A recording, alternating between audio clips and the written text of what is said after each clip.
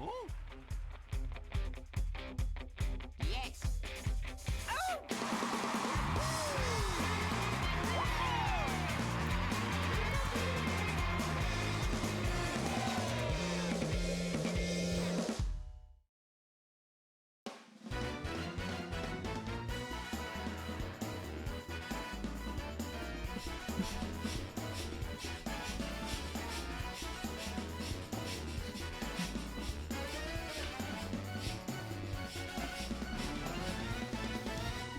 Hello and welcome, one and all, to Playday 2 of Season 2 of Grand Slam Galaxy. I am your commissioner, Willie or Won't He, joined by the wonderful co-commentator, Silver Lily. Silver Lily, how are you doing today? I am doing all right, Willie. How about yourself? Whoops. I'm doing great. We come now to Playday 2 of Season 2 of Grand Slam Galaxy, and we have a very, I would say, open field right now, wouldn't you say? Absolutely. While there are some standout teams who have really pulled ahead in the people's minds going into the season, we are still only one Playday recorded in the books so far. Now, that 1-0 record might look a little bit like a 3-0 record for the Monsters, who won both of their games in the preseason as well, but it's still so early on, any team might have a chance to crack them still. We really got to take a look at, as a reminder, a fun stat from last season that I like to think about. Playday 2 of Grand Slam Galaxy Season 1, every single team on the roster had at least one win, I believe, or maybe one loss.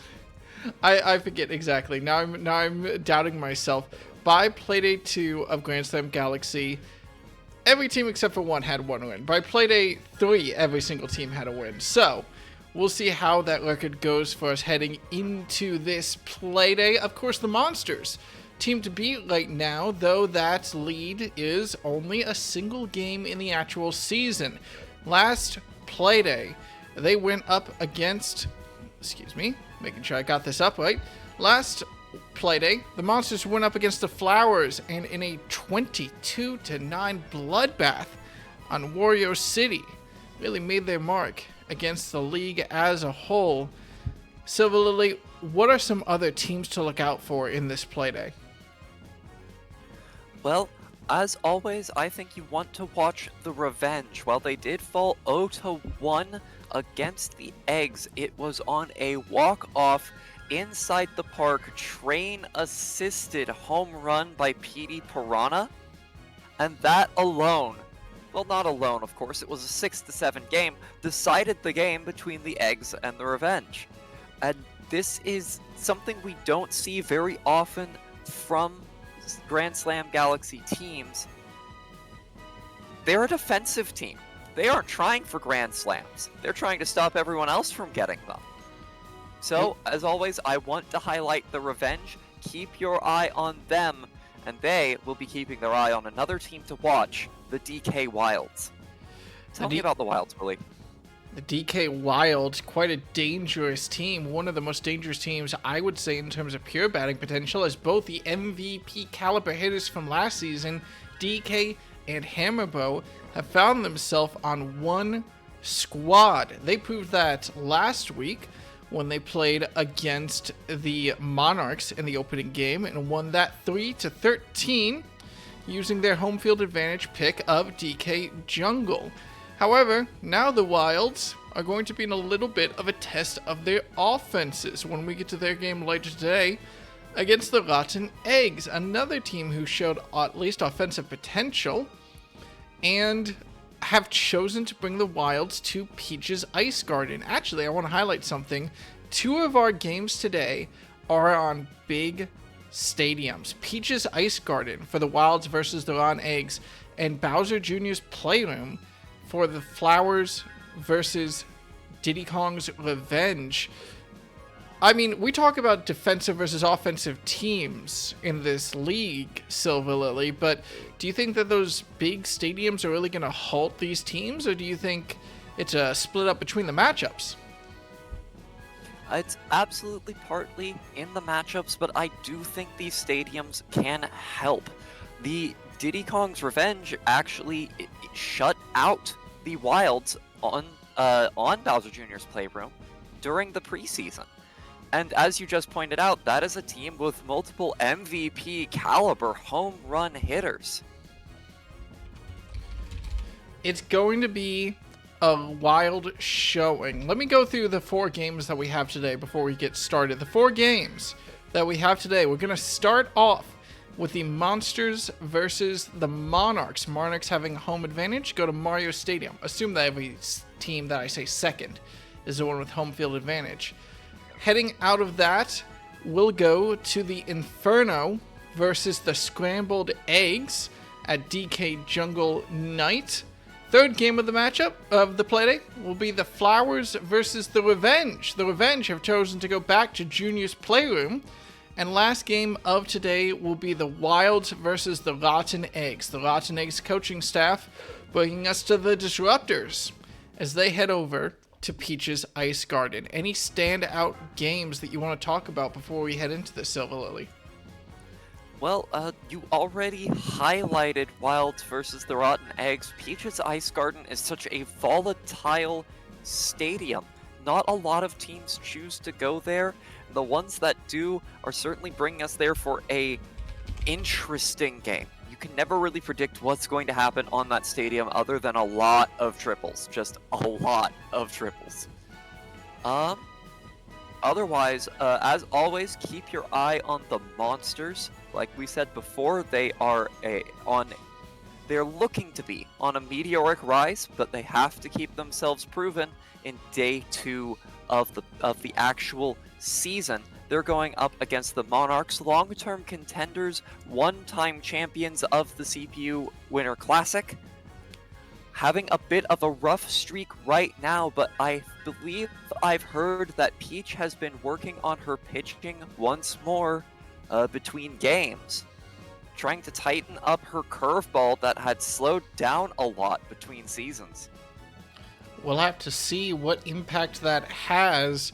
Of course, I remember the factoid that got lodged in my brain at the start of this, which was that at the end of the second Playday in Season 1, every single team except the Monsters had taken an L. The Monsters being the only undefeated team at the end of Playday 2 on Season 2. We'll see if they're able to repeat that incredible starting performance. Regardless, when we have the Wilds versus the Rotten Eggs in this Playday, at least one other team is guaranteed to be 2-0.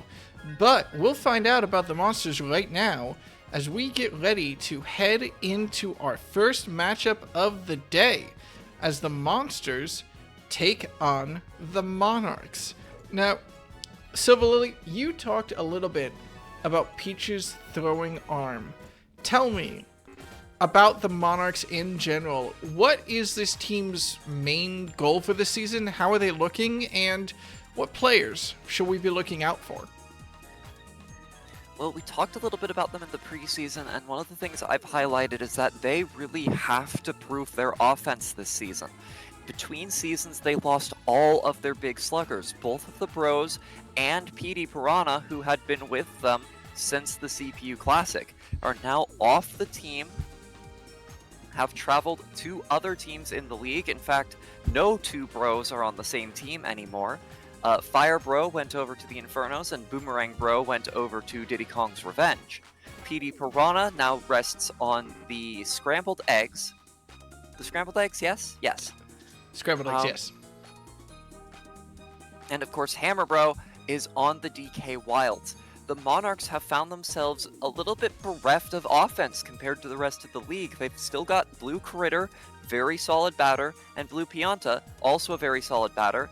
But backing them up are a couple of small ball hitters, solid players, Blue Shy Guy and Blue Toad, and some defensive players. Peach, excellent pitcher, doesn't get a lot done from the plate though. Toadette and Noki, great outfielders, but similarly. So I think, especially against a slugging squad like the Monsters, the Monarchs have to prove that their defense is good enough to shore up the offense they just don't seem to have right now. Well, they're going to have quite the test on Mario Stadium, as again, the Monsters, I don't believe, have made any changes since last week. They're very confident in their roster, both these teams actually.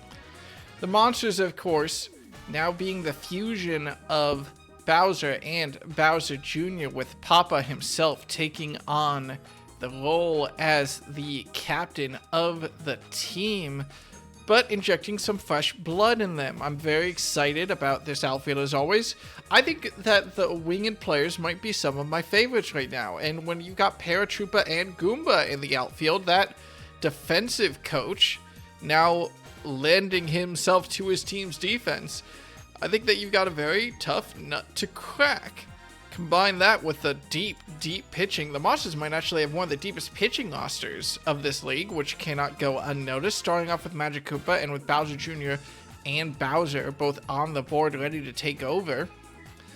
Lot to see from this team, both defensively and offensively, and on a field like Mario Stadium, it feels like the Monsters are ready to start burning it to the ground. We're going to get started here on Playday number 2 as the Monsters face off against the Monarchs here on Mario Stadium.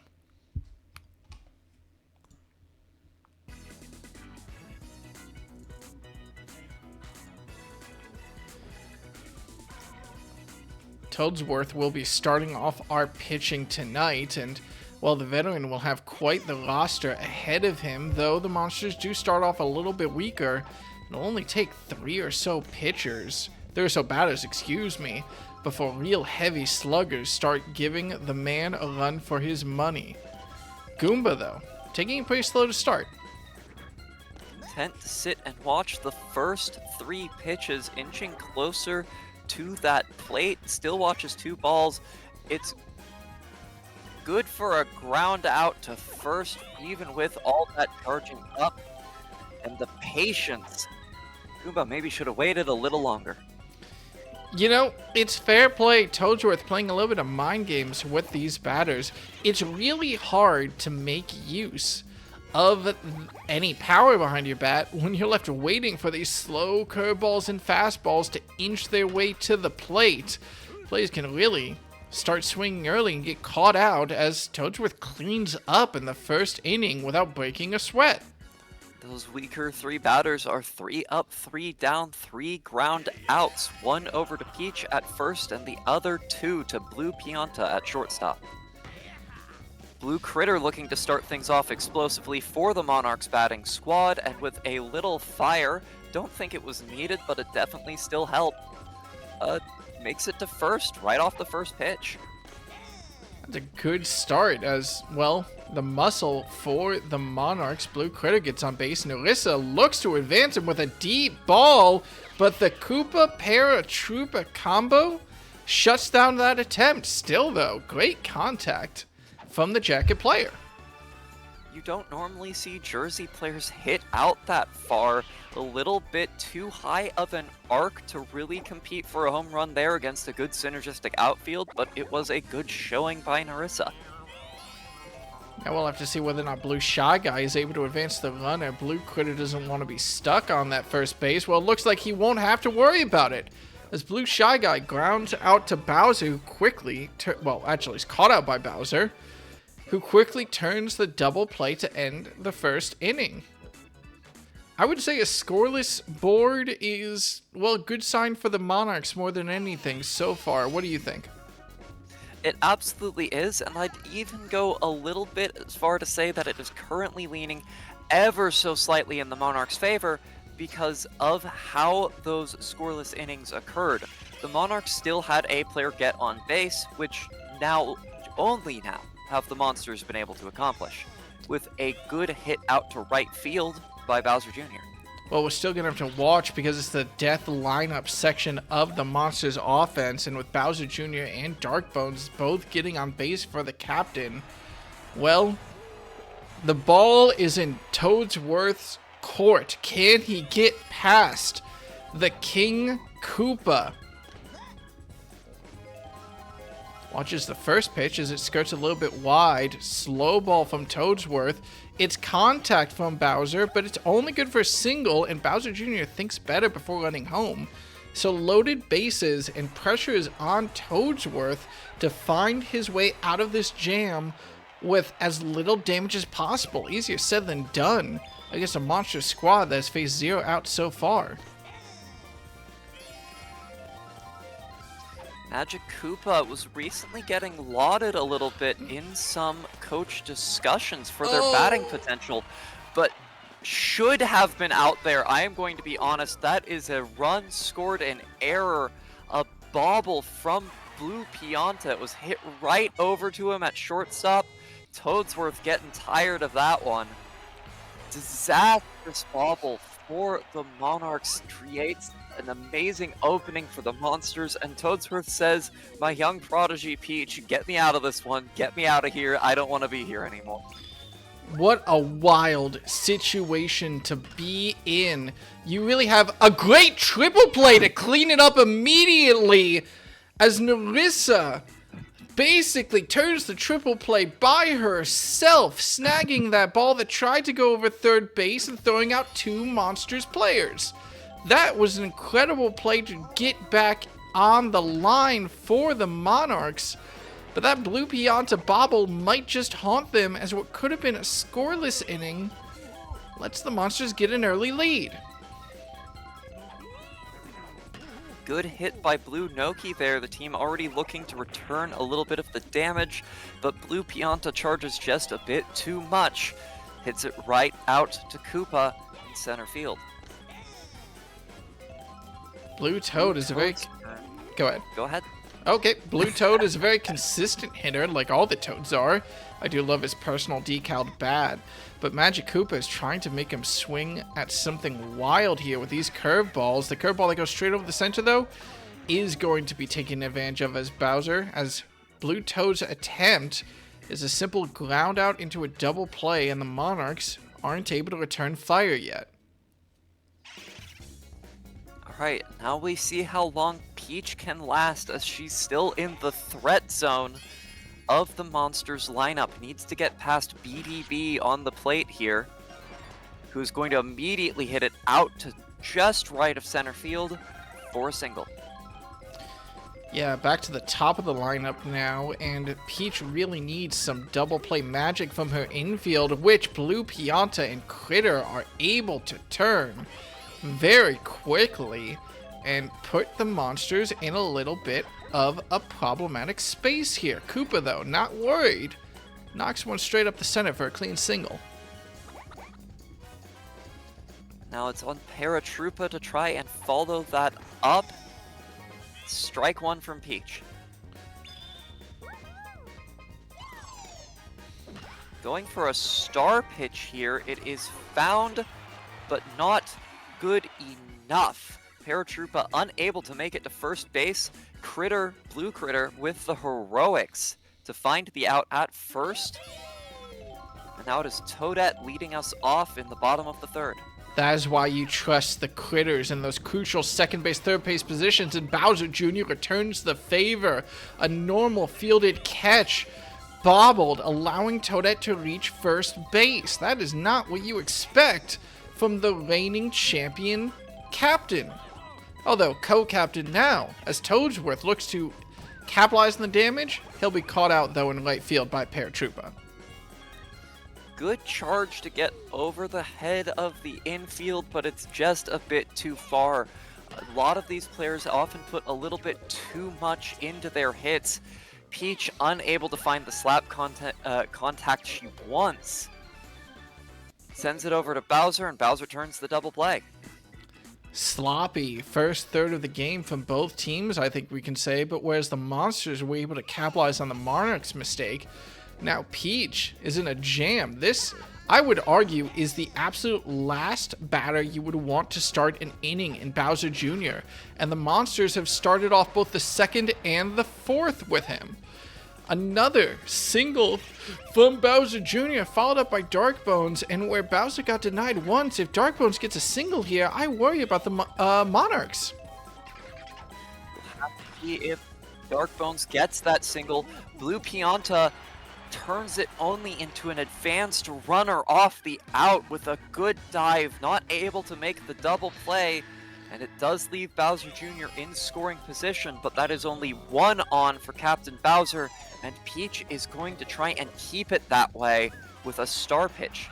I have not seen her star pitch do much as of late. No, her star pitch is not very successful, and Bowser knocks it cleanly. You would almost want Peach's fastball there to try to throw off the captain, but a good clean hit to the outfield lets Bowser Jr. reach home from second, and just like that, the Monsters have achieved a 2-run lead. It's now Peach's job to try and keep it at 2 runs. 1 strike on Magikoopa, another little bit of curve, and an excellent dive by Blue Pianta turns that double play, catches Magikoopa out. Blue Critter right in the right position. Bowser just barely run too far. And while it is a 2-run lead for the Monsters, that's a lot smaller than we've seen from them lately. This is a good start to the Monarchs, but the question that we'll have to ask ourselves is how long can Peach last while Blue Critter really wants to take things into his own hands, but his first attempt at a hit goes foul. I'm honestly impressed by Blue Magikoopa's stamina today.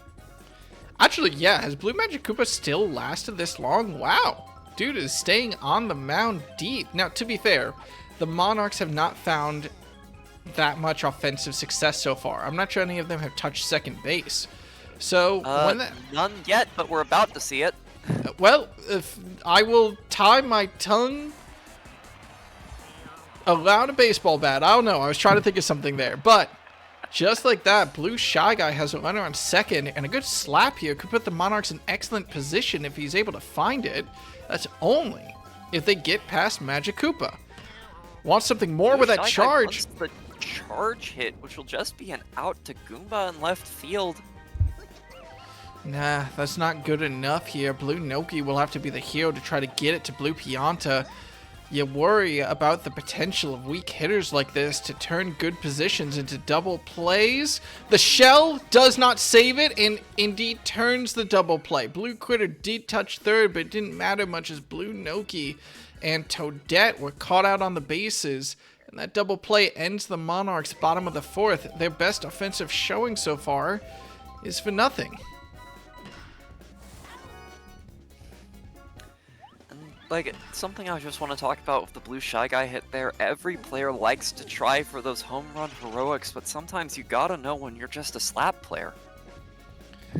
I mean, when you got runners on the bases, you can't blame these players for trying to go for hero plays. Otherwise, we wouldn't have memorable home run opportunities here in Grand Slam Galaxy. It's a mental thing.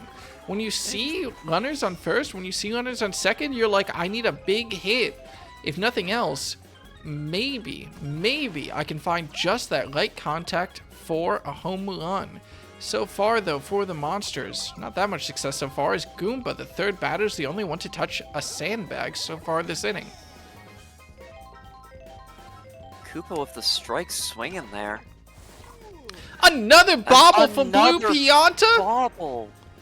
No! The Monarchs were about to be in such great position going into the next inning, but now they have to get Paratroopa out in order to save this one, and if that happens, that means that the top of the sixth will be a Bowser Jr. lead yet again. Every single Bowser Jr. led inning so far has been a run for the Monsters, and the deeper into the game we go, the more tired the pitchers will get.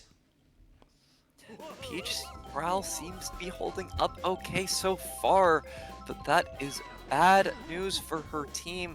Meanwhile, Magikoopa still going strong. I expected that to be an out. Yeah, Koopa just not quick enough to get under that one, and Blue Toad with a chance to get Blue Pianta out of here. We talked up his hitting last time, and that is what we expect from the Mushroom. A good single puts a runner on first, runner on second, but at the 7th, 8th, and 9th position of the Monarchs lineup, well, we'll see what they can do. Just one more getting on like this might guarantee Blue Critter coming up this inning, barring any sort of triple play or double play. A double play would be enough to... Yep. I had to say something, Willie. I had to say anything at all. My apologies to the Monarchs and to their fans. You have been cursed. Well, gag me with a baseball. I mean, the good news, this is almost good news for the Monarchs in a certain way. I mean, there's compensation in that they should be able to see if Peach can get on base, Blue Critter will have a runner on when they come up to bat. That might mean something, but Bowser Jr. again leads off with a single. Dark Bones again leads off with a single of his own, putting runners on the corners for Captain Bowser as Peach starts to tire. That is disastrous for the Monarchs. They are into their second pitcher already, who is getting tired. Meanwhile, if I might remind you, Magic Koopa, not lauded much for his stamina, is still on the mound for the Monsters. Well, this is just a great example. The Monsters are showcasing a classic principle of Grand Slam Galaxy. You need runners on the base in order for your big hitters to do something. And this 4, 5, 6 position in their batting order, Bowser Jr., Dark Bones, and Bowser, falls to a triple play. What is all the triple plays that we've seen today? Ridiculous. We are seeing an offensive showcase from these two teams. The Monarchs just need to showcase their offense a little bit. Well, of all their innings, this is a good chance if Peach can get on base, because it'll mean that Blue Critter's bat has a little more to work with, but no, she'll be quickly caught out by Bowser in that second base position. So we're at the top of the Monarchs batting order, and all they've got on the board is 1 out. 2 outs, excuse me. And I believe that is the first time Blue Critter has not gotten on base after stepping up to the plate. That does mean, and Nerissa's attempt at her own single is caught out by Paratroopa, so right in the bottom of the 6th when they need it the most, the Monarchs go 0 yet again. Nerissa got swapped on at some point? I believe the Monsters must have made a pitching change in between the innings. The Monarchs swapped Nerissa in right before the triple play that ended last inning. I was not paying attention. I was eating my hot dog and gagging on a baseball. The first batter for the Monsters falls, and Toadette and Blue Toad are there to catch that good hit from Blue Dry Bones. Oh, I know where my mistake was. I didn't realize that we were on the back on the Monarchs. That's my bad. The last inning from the Monarchs at bat did end pretty quickly, so I don't know if I can blame you. We're heading for the 7th inning stretch pretty soon. Depends on if Goomba can find base or not, and this is not usually the Monsters player you're expecting to be able to do so, especially when he hits it right over to Blue Critter at second base. Yeah, I mean, it's a clean pattern so far from the Monsters, but good news for the Monarchs. That top of the 8th will not be starting out with Bowser Jr., so they have a pretty good chance to keep the Monsters quiet. Problem for them at this point, they've got 3 opportunities left to put some points on the board. They need to average a run an inning, and Blue Shy Guy shows up for nothing, immediately getting caught out by Bowser. Noki gonna try for a charge hit this time, thinks better of it on the second attempt, gets it just over Bowser's head, and that will be good enough for a single. Pianta, now with a friend on base, might be able to find something.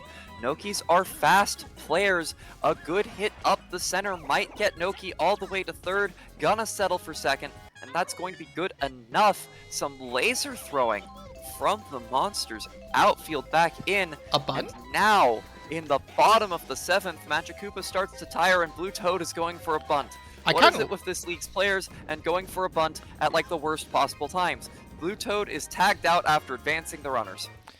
I really don't hate that bunt. Like, when you know that Toadette is coming up next, and the history of this team's innings being shut down by double plays, you gotta get a runner to third just to try to put something on the board. Toadette, though, caught out by Bowser, that would have been a double play anyway.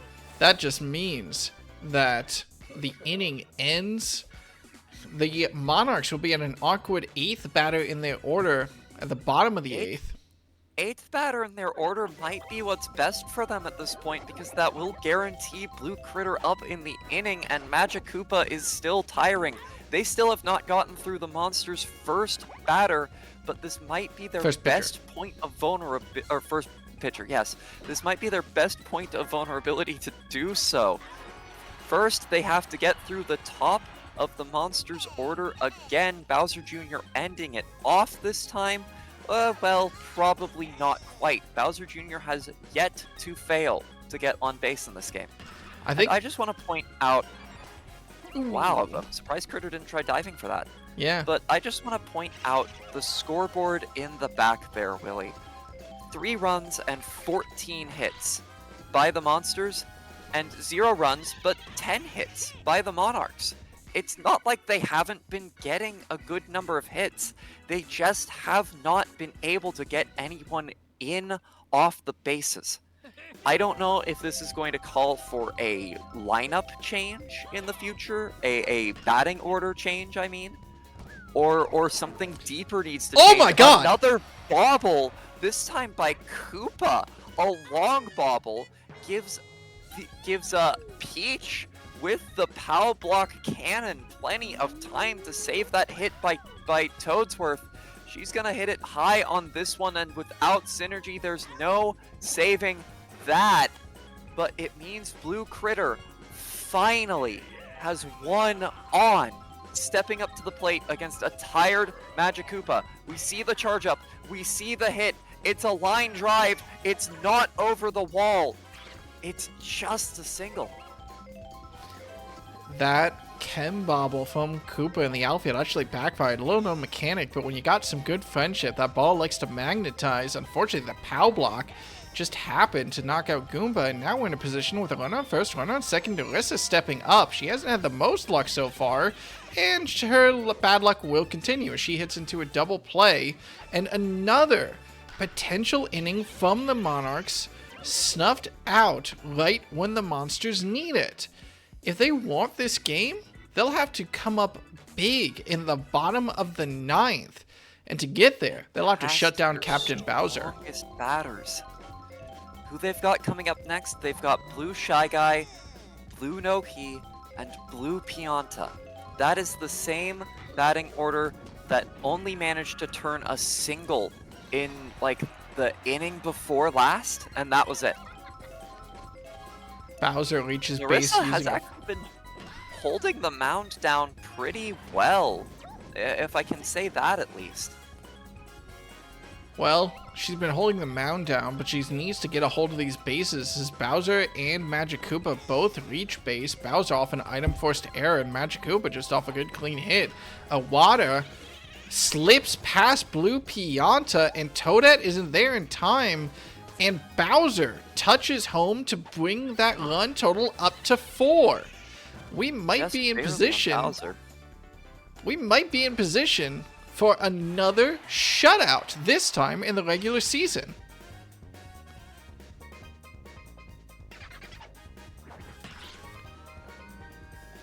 Drybones going for Noki. Noki, what are you doing, Noki? It bounced off the wall, but you really should have gone for the buddy jump, buddy. That would have been an out. I got so scared. I realized way too late what was happening, but now the bases are loaded. They're at the top of the order, and the Monarchs will need... play off anyone's bat, it's gotta be Goomba. And that's one. The POW block. That's disaster. That saves the team from a double or triple play, and now bases remain loaded for Koopa. Finds that. No! Critter with the bobble. Never in my life have I seen that. That means that 2 batters touch home despite Blue Dry Bones tripping on a banana that was thrown out there. The Monsters' luck continues, and if they're not able to shut down with a double play here, which they will not be as Paratroopa's bat finds gold, we have loaded bases for Bowser Jr. This has been a bobble-filled game, and unfortunately for the Monarchs, mostly at key moments on their side. What had been a relatively close game despite the scoring, like I want to say holding the Monsters to 3 for most of the game is better than most teams have done. Defense completely disintegrates off a bad bobble by Blue Critter, star defensive player, Blue Critter, right at the end, and what would have been a difficult but possible turnaround is now looking pretty impossible. Magic Koopa doesn't want to try for the shutout for the complete game, is instead going to pass it off to co-captain Bowser Jr., and with Blue Shy Guy immediately hitting an out to Bowser,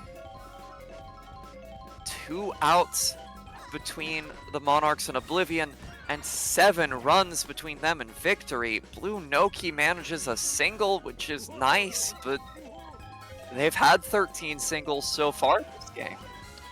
Now Blue Pianta faces one of the best close-out pitchers, in my opinion, in Grand Slam Galaxy. The line drive will be success. Cute pow block, but, well, Paratroopa isn't even affected by those, and it was out of range of Koopa. They've got runners on the corners. They have a chance to deny the shutout here off Blue Toad's bat, but despite Blue Toad's potential... Oh, well, there we go! Finally, the Monarchs get a run in, but it might be too little too late as Blue Toad finds contact and gets on base for the first time this game, bringing Blue Noki home. But that'll be, I believe, Toadette, Toadsworth, and Peach, 7, 8, 9 from the Monarchs.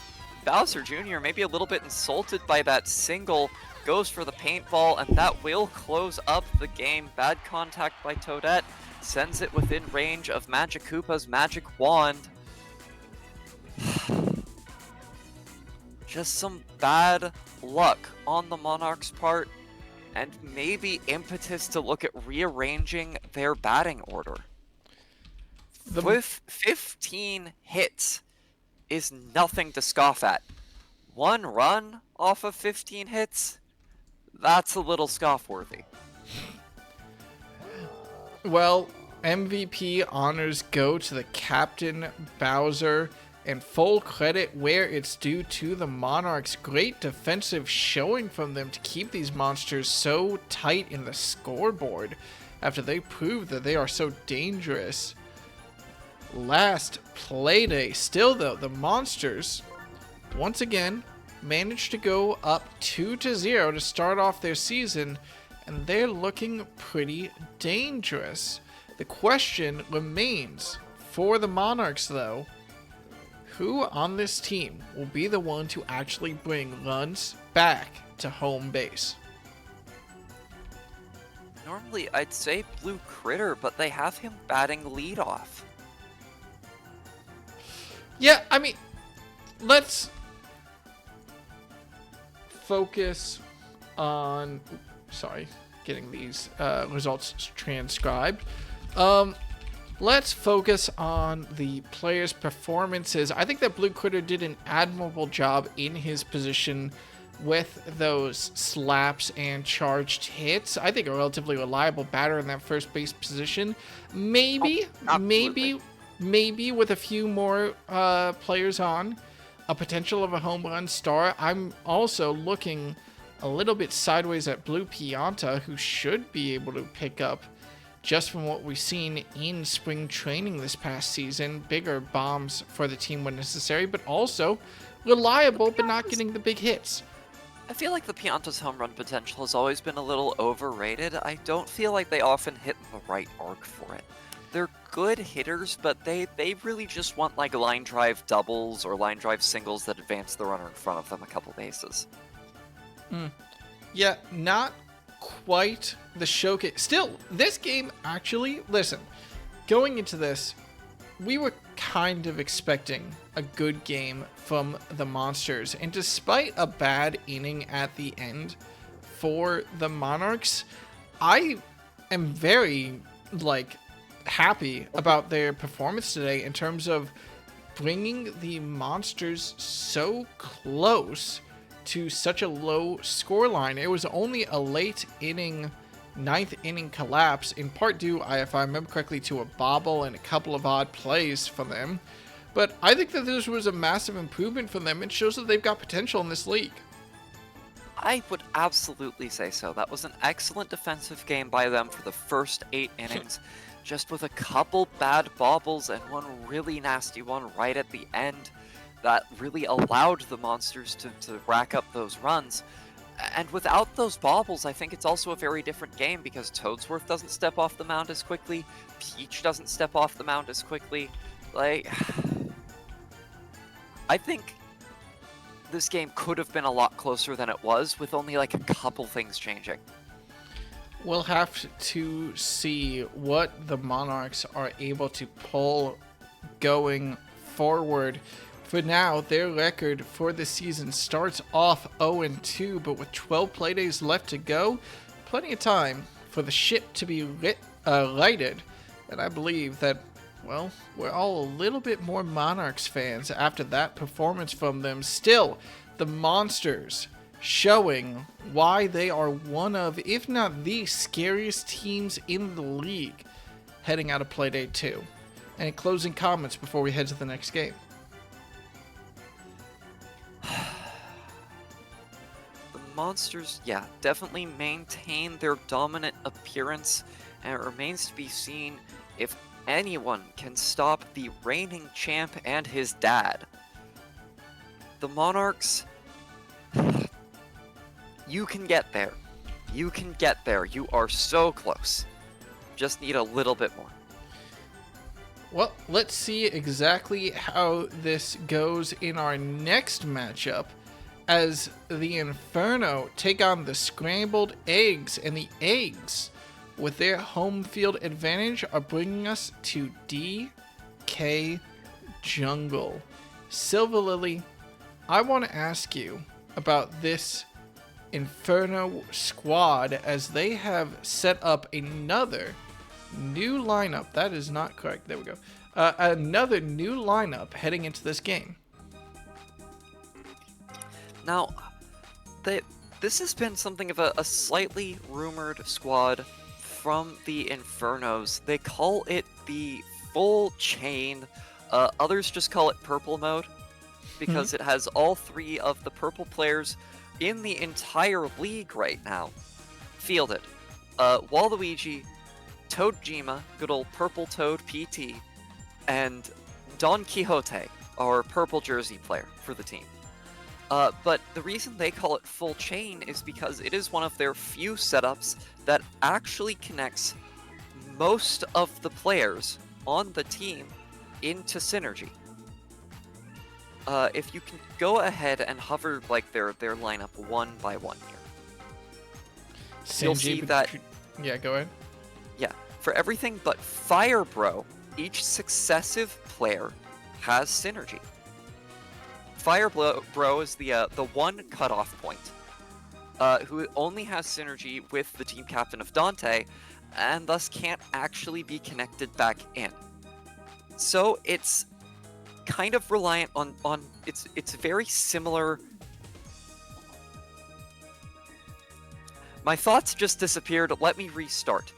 It is a team comp that is more heavily focused on synergy, opting to leave a couple of their bigger bats, mostly Dry Bones, at home, as well as 2 of their other Jersey players that usually see play, Heathcliff and Otis, in order to instead try and provide that extra backup to former Captain Waluigi.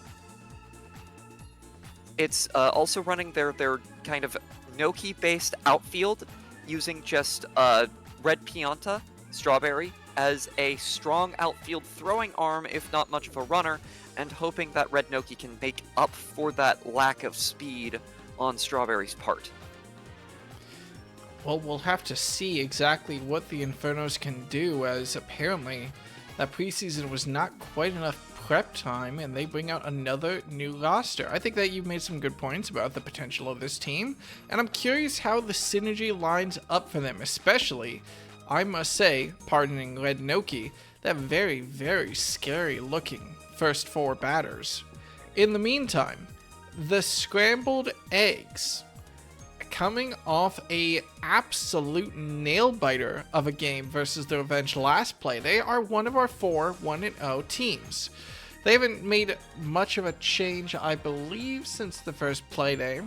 Again, we're looking at this outfield here. We see Wiggler in center field, that speedy man, and you want to talk about strong pitching arms in right field? You're looking at King Boo on the Scrambled Egg side, as once again, we're going to see Red Piazza and King Boo, how a slow fielder with a great outfield throwing arm can do when placed in that outfielding position. Meanwhile, of course, the Scrambled Eggs have got quite the interesting infield. Yoshi and Yellow Yoshi in that combo shortstop pitcher position means that we'll always have a tongue at shortstop. Could have phrased that better. And with fan favorite stars Cookie and in the infield, we'll see how the Scrambled Eggs can deal with any sort of offensive measure that the Spitballs are able to pull up. They might only have the, well, Yoshi tongues trying to lock down shortstop, but never underestimate a good Jersey player in those infield positions. Any thoughts about this matchup before we get started? Real quick, remind me of something, Willie. What were the scouting reports on King Boo's pitching potential? One of the best in the league? That worries me, Willie. Because they've started with Yellow Yoshi as their starting pitcher, right? They're clearly expecting the Yellow Yoshi to swap out for Yoshi after that. But from there, I see 2 potential pitchers that Yoshi could swap for once he starts to get tired. Baby Peach, serviceable pitcher, might work as a good closer. Musicians ran her for a little bit before benching her later down the line and letting Tato be their starting pitcher. And King Boo, who would be a pull-in from the infield with that star, or from the outfield with that star power, and would send Yoshi to an outfield that Yoshi does not have synergy with. We definitely saw the Scrambled Eggs lose their outfield synergy late last game, but the question is, will the Infernos be able to capitalize on it, especially after that preseason game on Luigi's Mansion, which I believe we all can agree will live in infamy, or at least rent-free in my head, despite inflation. Now we head into Game 2 of this preseason day, as the Infernos face off against the Scrambled Eggs on DK Jungle.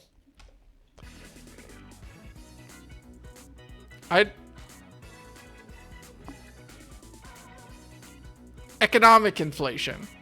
I'm thinking a lot about economic inflation recently.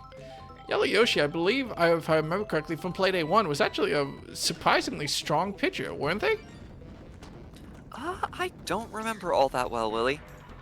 Regardless, not starting off super strong as it is a first pitch single from Strawberry. Red Noki now trying to follow that up, looking to do so with a charge hit.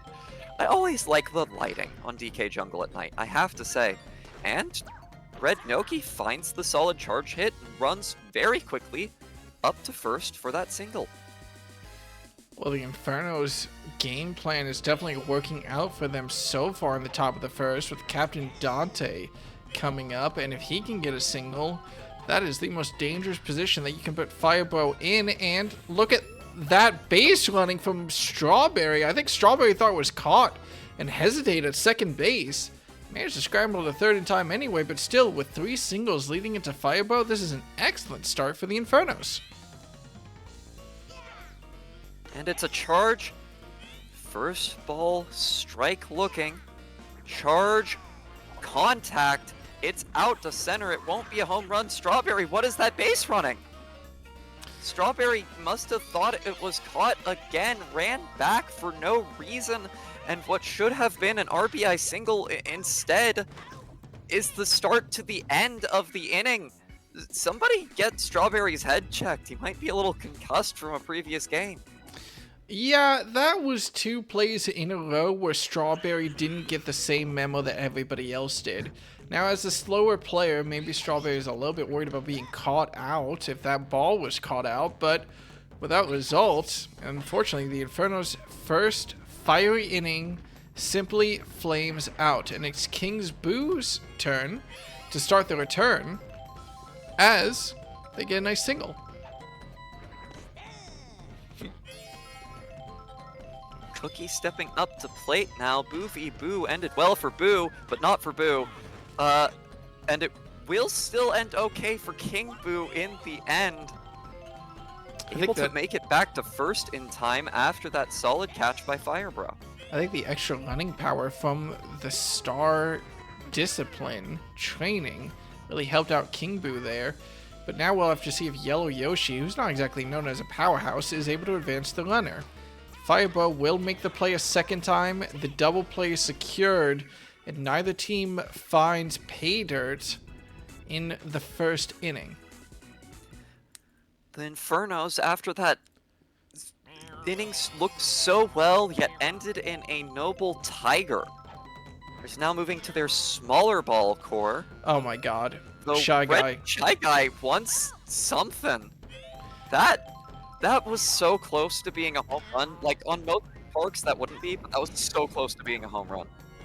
Yeah, that pillar technically counts as a home run shot, even if it's a little bit over the line, though Shy Guy returns it with a quick out to center fielder Wiggler.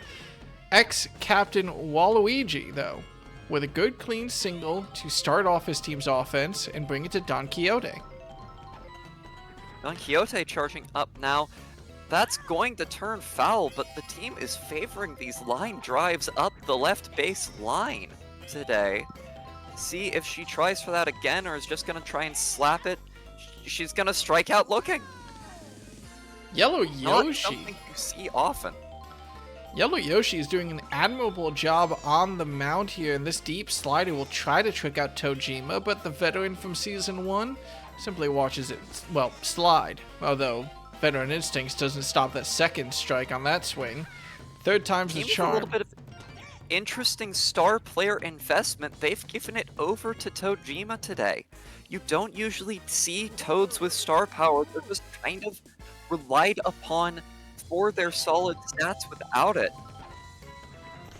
Well, we saw the relative performance from Blue Toad earlier today, so it looks like that extra star power might have been justified, though Strawberry's attempt at a swing will be caught out as the captain Yoshi locks down the shortstop position and keeps the Spitballs scoreless through the second inning. Baby Peach stepping up now, and we are in something of a weaker section of the Scrambled Eggs batting order with Baby Peach, Captain Yoshi, and then all hitting back to back to back. A decent batter, but not really one you want coming up third after the first two batters are out. Yeah, especially with a magnetic glove like that Shy Guy has on the second base position. We'll see if reaches base here. It's good for PD Piranha, but no. That ball, that's good contact, is caught out by Red Noki in center field. Possibly the best situation for the Infernos it could be. Means PD Piranha will be the lead off instead of having anyone on base for that slugging caliber hitter.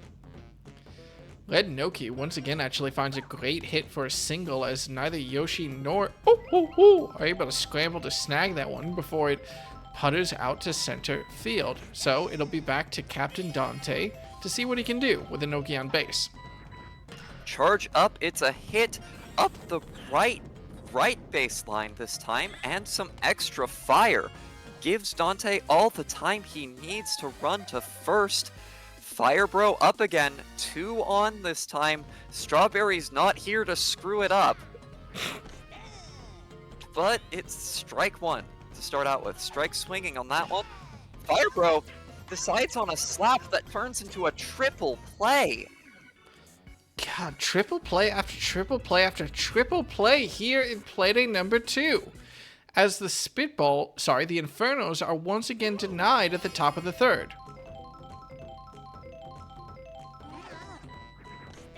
So, who do we turn to? Well, for the scrambled eggs, it'll be Petey Piranha, Captain Dante making the sprint back to try and deny this home run.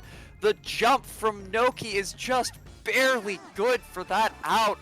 I thought for a moment the scoreboard was going to open up, but for now the teams will remain scoreless, and I think that takes us back to the top of the lineup. Or, no, I think don't that's remember. battle number 7 or 8. Let me confirm. Petey Piranha, why do I still have the Season 1 roster pages up? Petey Piranha, never mind. Blooper with a big dinger out to left field is the first one in Playday number 2 to actually reach over the wall and score a solo shot homer for the Scrambled Eggs. I was going to try to transition into talking about how we haven't seen a home run so far in Playday 2, but no. Petey Piranha was bad number 7, by the way. Blooper 8, and Wiggler number 9, Mr. Consistency, reaches on a single to keep this inning going for the Scrambled Eggs.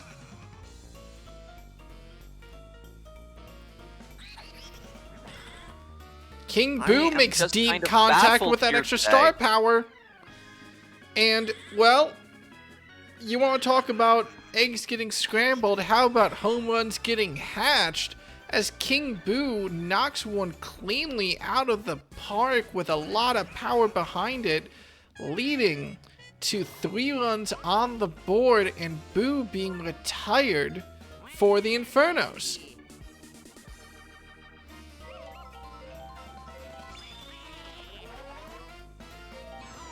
Former Captain Waluigi stepping up early in the 3rd is not really something they wanted. 3 runs in the 3rd so far, and a little bit of relief possibly from this section of the lineup as Cookie hits a line drive right to first base for the out. Fired by Baby Peach keeps Yellow Yoshi on safely. Waluigi throws another star pitch, tapping into those reserves already No just way. to try and get through Okay. the baby. Fire is coming in on this one. Noki will take the hit for Captain Dante so he can get the out safely. And we head into the top of the 4th. Scoreboard has been broken open by some quick home runs from the Scrambled Eggs. Now, Yellow... Not really by the players we were expecting, I'd say, Willie. I mean, King Boo is someone that I expect to be a big home run star, though you could argue that he has the same batting challenges that Blue Critter has on Monarchs leading off the order. Still, though, Blooper was definitely a surprise, and 2 very well-aimed shots by Boo and Shy Guy are good to start off a revenge inning for the Infernos. Should sub-captain, ex-captain? Former captain. Former captain, he has no responsibilities on the Infernos, does he? Nope, no responsibilities. Well, This his used to be his team, it ain't anymore. well, good. excellent. Yeah, good precision there, just barely keeps it in play. Makes Blooper have to run, well, float pretty far for that one, and it's good enough to drive Boo home. Runners on the corners for the Infernos with... Who's stepping up? It's Don Quixote. Quick question: how do they tell anyway? These umpires, the umpires in Grand Slam Galaxy must have a hell of a time officiating. But like, how do they tell when players like Boo have touched home plate? Regardless, Don Quixote hits a great I think single. it's electronic, Willie. I think it's detected electronically. They've got oh god, what's the ghost sensing? They've got like magnetic sensors, ghost detecting equipment. EMS. They borrowed it from those ghost shows that you see on like Discovery these days. Yeah, Yeah, there's a reason that home plate is so thick, and it's because they need to pack all the tech in there. Don Quixote and Tojima with a little bit of help from a well-timed earthquake here. That means that Tojima's single turns into a double as Waluigi reaches home base. The Scrambled Eggs did it off 2 huge home runs. The Infernos do it off small ball. We've got a tied game 3-3 and still 2 players in scoring position for the Infernos. And small ball has been the name of the game in the Inferno's good innings. Let's see if Strawberry can keep it up. Maybe he's got his head screwed back on after a little bit of confused running in the first inning. Charges up, but still ends up watching the first pitch from Yellow Yoshi. Gotta say, Yellow Yoshi was not expecting to stay out on the mound this long. No. The bomb! The bomb No! was to lose her nerve, go diving out of the way of what it should have been an easy. Look at this ball here. easy Watch it. can of corn patch and 2 run in off of it. That was really confusing. King Boo attempted to knock the ball to Wiggler, but something happened where the ball flew right over Wiggler's head, so it should have at least caught off one runner. Instead, just flies out into center field, and the Infernos take full advantage of it. Now it's Red Noki at the plate with Strawberry out on second base. Red Noki with a good charge hit. Boost support's going to make it take even longer for Blooper and Wiggler to find the ball, and then they're thrown off just a little bit by these jungle roots. Pianta, Strawberry running all the way from second base to home. Red Noki with a double. Wait, who played that game on Luigi's Mansion? These two. Jesus Christ. Okay, Yoshi steps in. Yellow Yoshi on shortstop finally finds the first out of the inning as Captain Dante is caught out. Red Nokia, though, successfully finds their way back to second base safely. And Firebro, who hasn't shown up so far offensively, with a runner on, line drive. I was so scared that was going to count as a pillar shot. I was so scared. Ooh, instead it's going to be a star hit. It's still an out. It is still an out. Red Noki using those legs for good base running, though. Has stayed safe despite a couple of outs for other players might have been double plays. Now it's Boo's job to give Red Noki another chance, and does so. Good hit up center, not too far, ends right before the flower. It's a single. Runners on the corners for Red Shy Guy. The Scrambled Eggs need to find their way out of this inning. Yoshi wants to pitch it past Shy Guy, but another good single up the middle means that the Infernos will find run number 7 in this inning, as Red Noki is the one who reaches home plate. We're back. I've more than rounded the batters at this point, but a weak hit from Waluigi will finally be enough to end the inning. Yep. The Scrambled Eggs give up 7 in the top of the 4th, and it's up to them to find those deep home runs if they want to compete with the Inferno small ball. Well, Captain Yoshi stepping up. The bomb does not quite go off in time. Firebro firing that one off over to first base just in time to get the out on the Scrambled Eggs as captain. Now it's attempting to do the same kind of thing, but Firebro is not an easy fielder to get past. Petey Piranha isn't an easy batter to get past, though, as finally some response is found, and a nice, quick, deep home run straight down center field means that the Scrambled Eggs at least put something up on the board here. A good return bomb from Petey Piranha, and it looks like the offensive potential of both these teams has been clearly defined.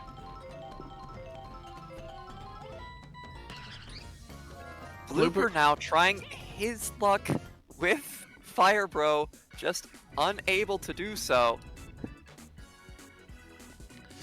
That does mean that the Scrambled Eggs put 1 on the board, and it's only a 3-run difference. That really isn't that much, and there's plenty of comeback potential for the Scrambled Eggs if they can avoid another one of those disaster innings versus the Infernos, but as more earthquakes start to sound off, it's not a good sign as the first bat of the inning reaches first base. Oh my god.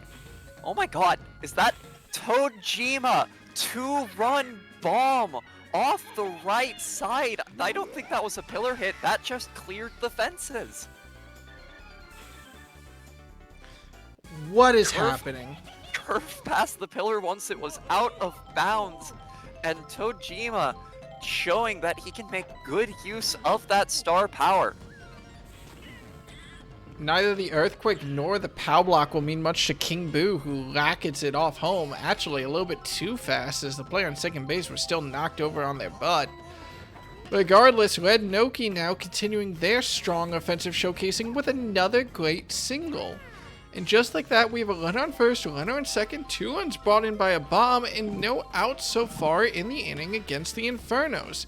Captain Dante continues to be bad luck, though, as he hits into a double play, and finally some defensive purchase is found for the Scrambled Eggs. Dante has now unlocked playing on easy mode, as that's his, like, 3rd out in a row. King Boo! Just But not the in... Infernos overall taking a little page from the revenge in that they're looking for it in return for that preseason game. Firebro on first base, finally. Boo will slap it over the second base position. Ooh, ooh, ooh, picks up the 3rd out of the inning. And it wasn't quite the same number of batters, but it was still a scary amount of damage as the Infernos put up 3 in the top of the 5th.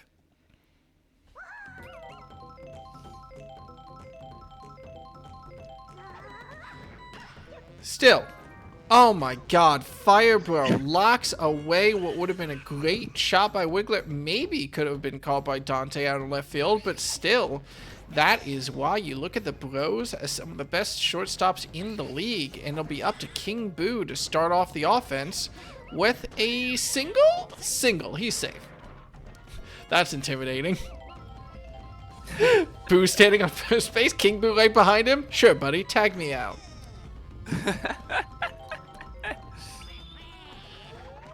Waluigi still pitching strong for now in the bottom of the 5th, throwing another star pitch. Strawberry's arm not quick enough in the outfield to get the out, but will hold King Boo to second. Cookie gets a single. Waluigi has an interesting fastball. Very can I say that? Oh, wait, no, we gotta talk about this green shell as Firebro is knocked out of a potential double play, and now the bases are loaded for Baby Peach here in the bottom of the 5th. The Scrambled Eggs are in great position to put some runs on the board with a star hit at the exact right time, a Boo to make sure of it, and just like that, the Scrambled Eggs bring in their first run of this inning and are in great position to bring in a couple more. Who let the baby play baseball? Who's going to stop the baby from knocking in RBIs as Waluigi finally starts to tire, and it's Firebro who's brought in as the relievers from that shortstop position. Shy Guy. But we've got some heroics from Shy Guy. Captain Yoshi tries to make something happen off Firebro's first pitch, but a diving catch from Shy Guy turns the double play, defuses the situation. The Scrambled Eggs walk away with 1, but that means they leave the 5th down by 5. Yeah, no, I'm starting to think that these Shy Guys might be some of the secret hero players in those second base positions. That glove that they've got on those diving plays, well, just watch, miss her catch. As Shy Guy gets a good single, and with Captain Yoshi starting to tire, here's the $1 million question. Who's brought in? It's King Boo from right field. And Synergy is out. Go ahead. Synergy disrupted. Doesn't mean much, though, as Waluigi knocks it in the infield and hits into a double play. That is a captain out for both teams now, which means pitching's a gambit for each of them. Firebro does have a good amount of stamina, and King Boo's got some star power behind his pitching, so we'll have to see when each of them steps out. If either of them do, I figure it will be Pianta that comes in for the Infernos. Ooh, good POW block timing. Doesn't really matter for much. I think that one was going to be safe anyway. But I figure it'll be Strawberry coming in for the Infernos, and probably Blooper. Oh no! Can Pianta get here in time? Yes! Red Noki just thrown barely. at the last possible second to catch that dinger. Just enough speed to stop the 2-run bomb and keep at first base.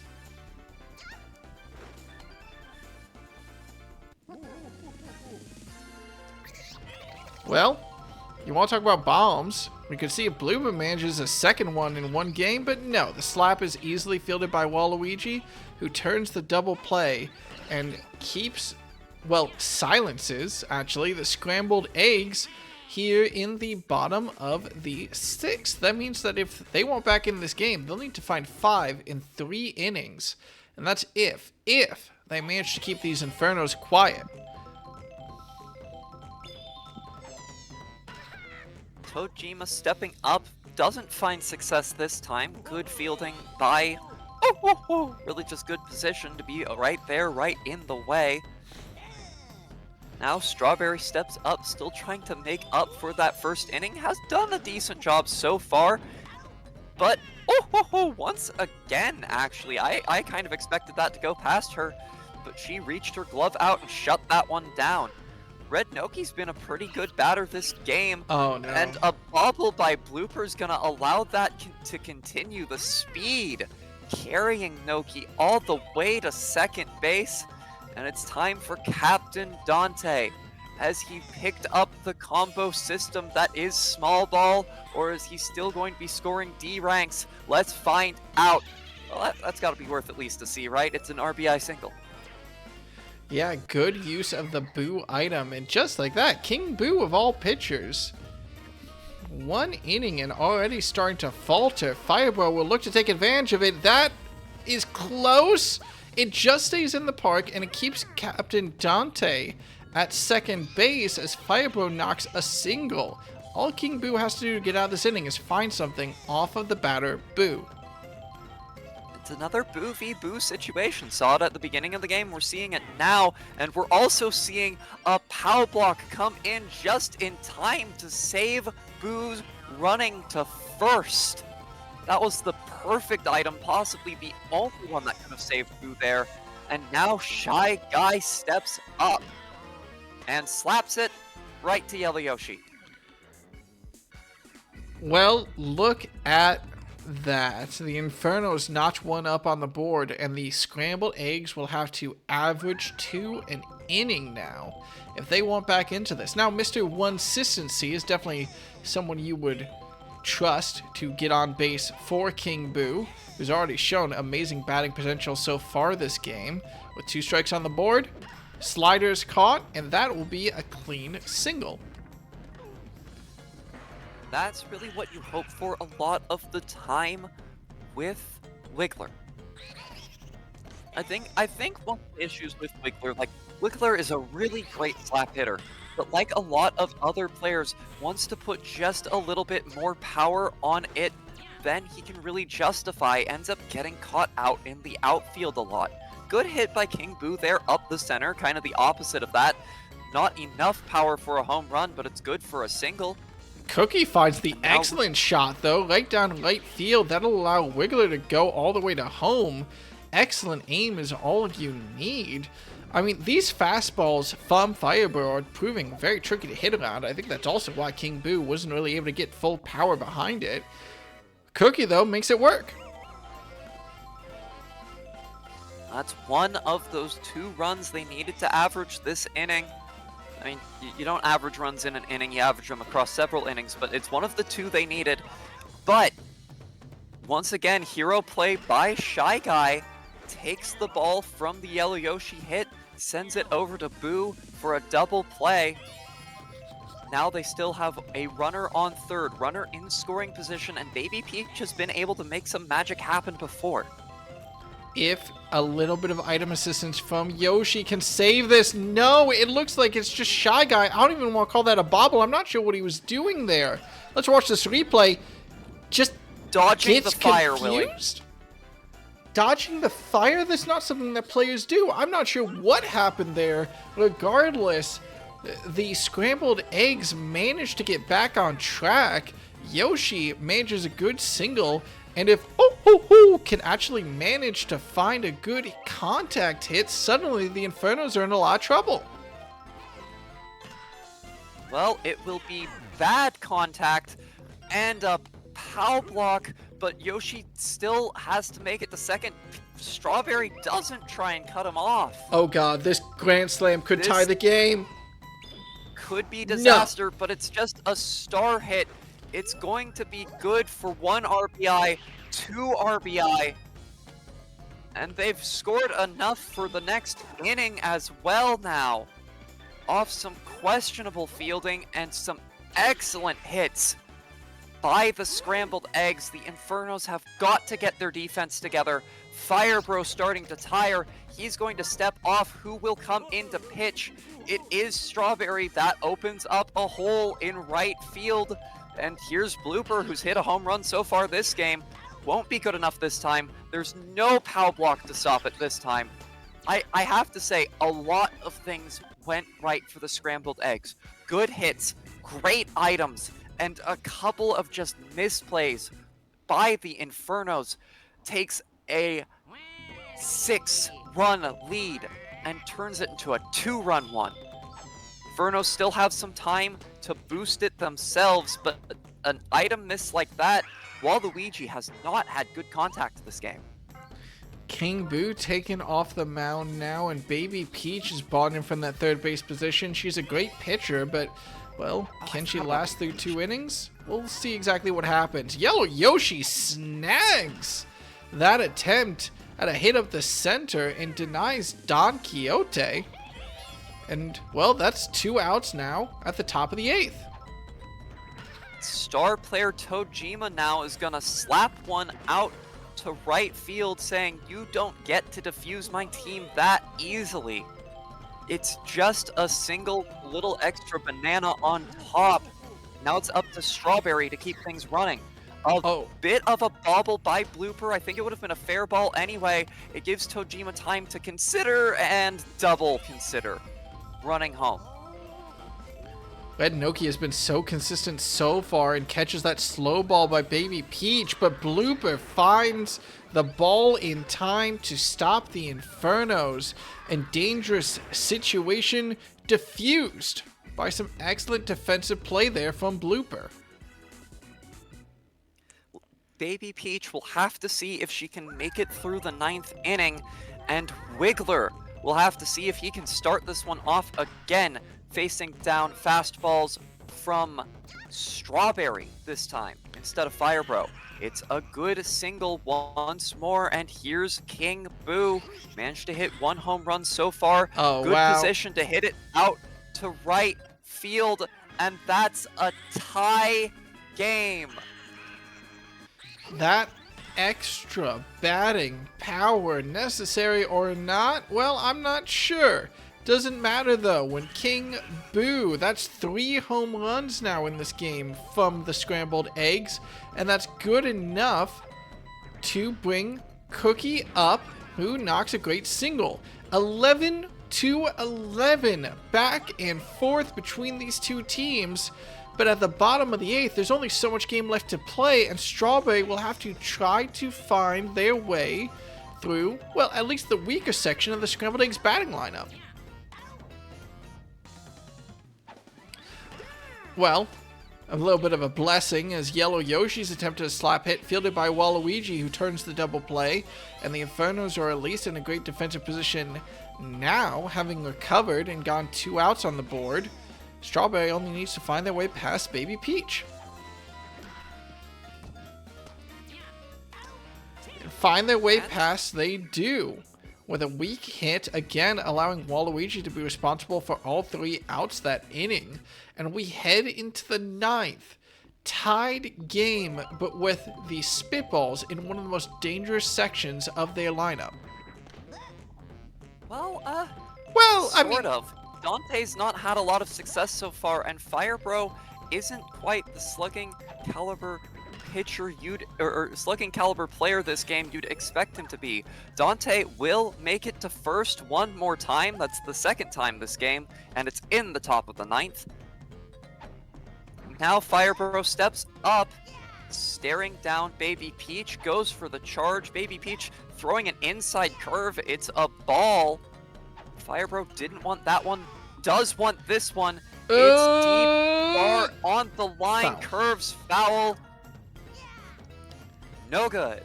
Still charging early though, and that one should be good. That means that it's a return 2-run homer again to that right field. Both teams taking advantage of those weaker right fields, though, to be honest. It'd be hard for any outfield to catch that one.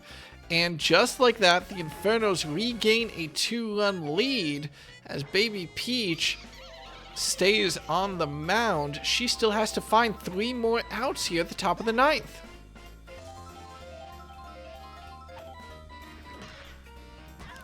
Well, that's one. That's out number 1.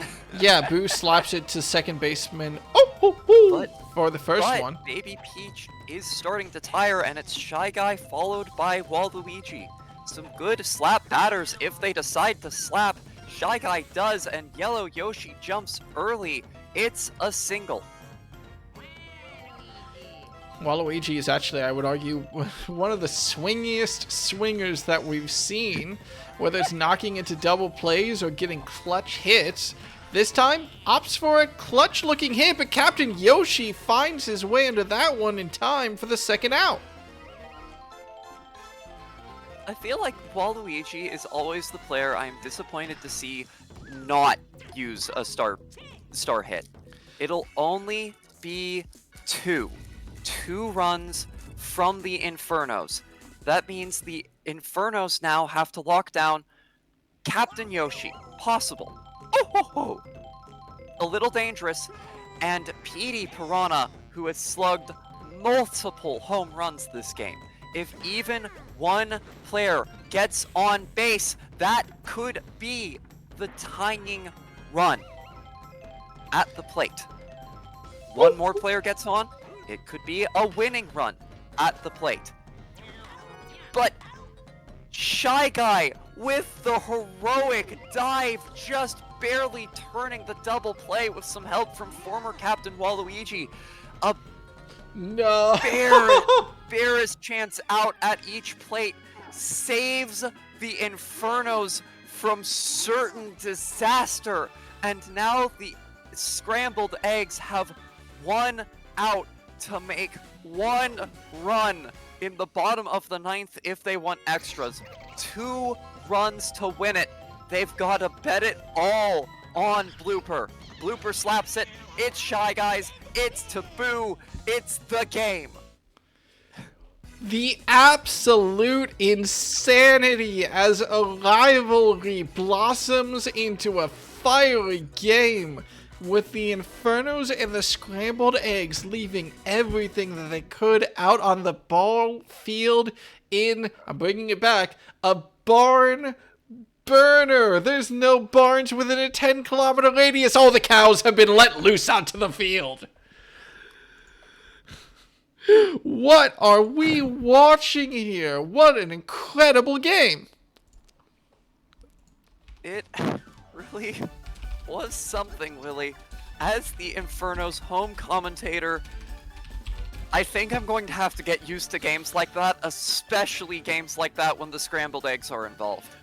Well, The Infernos answering back for that preseason game where they gave up 13 runs in 1 inning and then none for the rest of the game, if I'm remembering correctly, by scoring exactly 13 runs and winning by 1 point. well, here's one sight that you probably won't get used to. It's a Red Noki MVP in an incredible matchup. I'm going to be waiting with anticipation when these teams face each other down again in the second half of the season. But for right now, where do we even start with these two teams? What a showcase from Red Noki. I think I'm going to borrow your favorite word for a moment, Willie. Go ahead. That was a statement by Red Noki. Red Noki had heard the Nokis trash talked again and again and again for their batting ability. Just, yeah, they're great defensive players, but they can't bat. Nobody expects a Noki to perform at the plate. You're seeing maybe a single every 4 at-bats. I think Noki got out once. That was an incredible offensive performance, let alone the extra fielding potential in the outfield, which really turned up their score and just barely let Red Noki outscore the absolute insane roster of Firebro, Strawberry, and also Shy Guy was there. Good job, Shy Guy. I'm proud of you. Hey, Shy Guy did a pretty good job. I think the scoring I'm most surprised to see here is the 70 from Captain Dante. I spent the entire game trash talking his batting. He really pulled it back near the end. Yeah, he really I had have a to lot give of him trouble. credit for that. Meanwhile, for the scrambled eggs, we've talked, I think that you've talked a little bit about the Infernos getting into these games over and over. Should we talk about the fact that the scrambled eggs had another 1-run difference game determined in the 9th inning back to back? Can someone go check on the scrambled eggs coach? Because I think they must be dead by heart attacks already, and we're only on game 2 of the season. I think this is the only time I have seen a team play multiple games and have a even number of wins and losses and a perfect 0-run differential. That was a wild game. I'm not even sure what to say about it because the scrambled eggs and the Infernos, I mean, they both looked pretty strong there. I think that both teams will have to look and think about what exactly they do about pitching woes, as defensively they both had a little bit of trouble later in the game.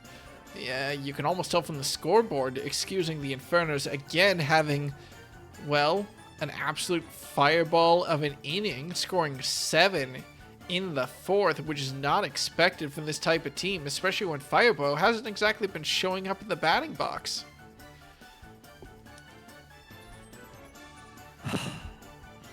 What a game, Willie. What a game.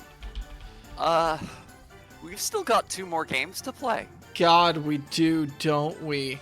Infernos and Spitballs rivalry continues, and both of them will be at that 1-1 scoreline. Sorry, yeah, Infernos and Scrambled Eggs. That was what I said was wrong, no matter how you cut it. But we're going to head to game number 3 as actually, 2 losing teams, 2 0-1 teams, the Revenge and the Flowers, both with potential to be defensive stars in the league, show up to a very defensive stadium as we are heading to Bowser Jr.'s Playroom. Now, Silver Lily, I'm going to throw you over to talk about the Flowers in just a moment. I want to remind everyone about this Revenge squad and how they did on Bowser Jr.'s earlier, when against a very offensively scary team of the Wilds, they showed up and not only managed to score 5, which is very hard to do on Junior's Playroom, but also completely shut down one of the most offensively terrifying teams in the league. Apparently, finding some comfort on Junior's Playroom is the Revenge, as they'll be looking with that terrifying outfield of Peridot, Ollie, and Diddy Kong. Peridot, Ollie, and Diddy Kong to keep the Flowers frustrated. And I think that with Monty Mole maybe continuing that pitching performance, with maybe Boomerang Bro locking down second base, Critter at shortstop, this is going to be a very tough nut to crack on any field. And if they find Bowser Jr.'s playroom as their home, well, that nut's going to turn concrete. We're going to have to see who's able to deal with that, won't we? That we will, Willie.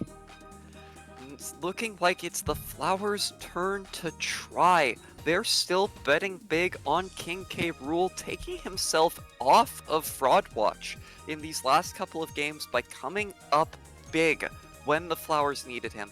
Now, I think the Flowers still ended up losing their last game. They lost it to the Monsters, if I'm remembering properly. The Flowers' first game was against the Monsters, where the Monsters won 22-9 on Wario City. But this is still a very classic Flowers-looking squad. They've added for those who were not here for the preseason or day one, they've added a second imposter player into their ranks after Daisy from the first season. Changed her name. She is now JC.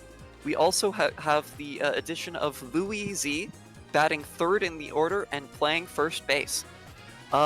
This is a very green-oriented Flowers squad, still favoring defense like they did in Season 1, but with a little more offensive power in King K. Rool instead of Blue Pianta, who they had in their infield in the last season. Taking Blue Pianta's place, well, they just shifted a Critter over there, but it wasn't Blue Critter this time, it's Green Critter, and they have Green Magic Koopa taking Critter's old place.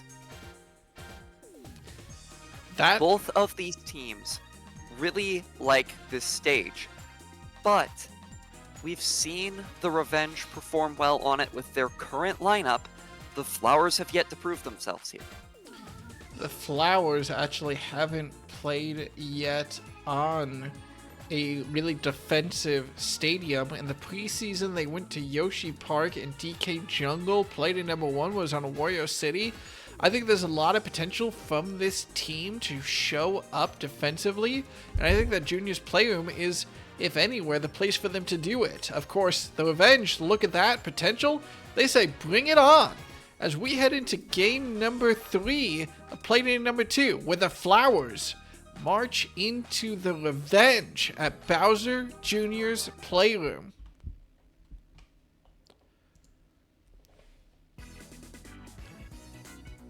Diddy Kong's smile in that screen, you know that those are gritted teeth.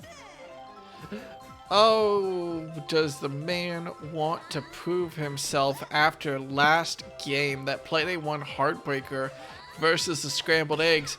Gotta wonder if he was watching the ticker earlier in the day when the Scrambled Eggs got a little bit of that fired back at them as Ollie actually faces some banana troubles and allows Daisy to get an incredibly rare triple on Junior's Playroom to start off the game for the Flowers. Let's see if Mr. Consistency can live up to his name. Cracking the scoreboard open this early would be excellent for the Flowers when you're going up against a defensive team like this one. And it looks like he will do so. A good single up the center and 2 batters, 1 in. That is a pretty great start for the Flowers, as we expect this to be a low-scoring game where everyone counts. Daisy and Luigi showing up, which they don't always do against this squad. And now we'll have to turn and see if Luigi can keep that going versus Monty Mole. Well, no. Brown Critter will snag that and be able to throw off, catching out 2, well, green Italian men in one play to clear the bases and put a little bit of relief maybe on these Revenge players' faces.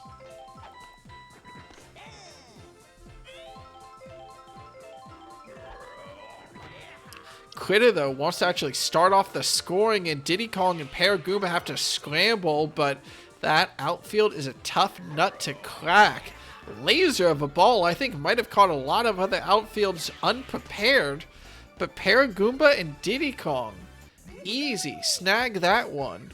And turn up to shut down the flowers. It's only one run, but every run counts.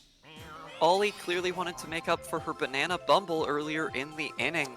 Just making that easy, or not easy, very difficult outfield catch, but she made it look easy. And now it's Annie up to lead off for the Revenge. Annie, the green shy guy. Apparently nicknamed after Envy, the thing you can be green with. Fascinating. Well, a lot of players are going to be envious of managing to knock that single. Monty Mole, first of all, as they'll follow it up with a quick ground out to Green Critter at shortstop, allowing a double play and cleared bases ahead of the captain Diddy Kong. Not the best of starts for the Revenge's own offensive pressure, and they are desperately hoping for this to not just be a one-run game. A bomb like that's not going to cause the same trouble that Bananas did. And that will shut them down. 3 up, 3 down. And now they have to face down King K. Rool. Monty Mole has turned out to be an excellent pitcher so far for his team. And, well, K. Rool isn't fully off fraud watch, even with the extra star conditioning. Never mind, fuck me. That is a solo shot deep for one more point on the board on a matchup where, again, every single run is going to matter. Oh, that's cute. I almost... Oh, go ahead. Oh, I'm just looking at the background and the windows and everything, and I'm thinking, is that the same thing from Yoshi's story? But regardless, now Green Magic Koopa, whose name I feel like I'm going to learn in a second, knocks a single and starts to tire out Monty Mole early.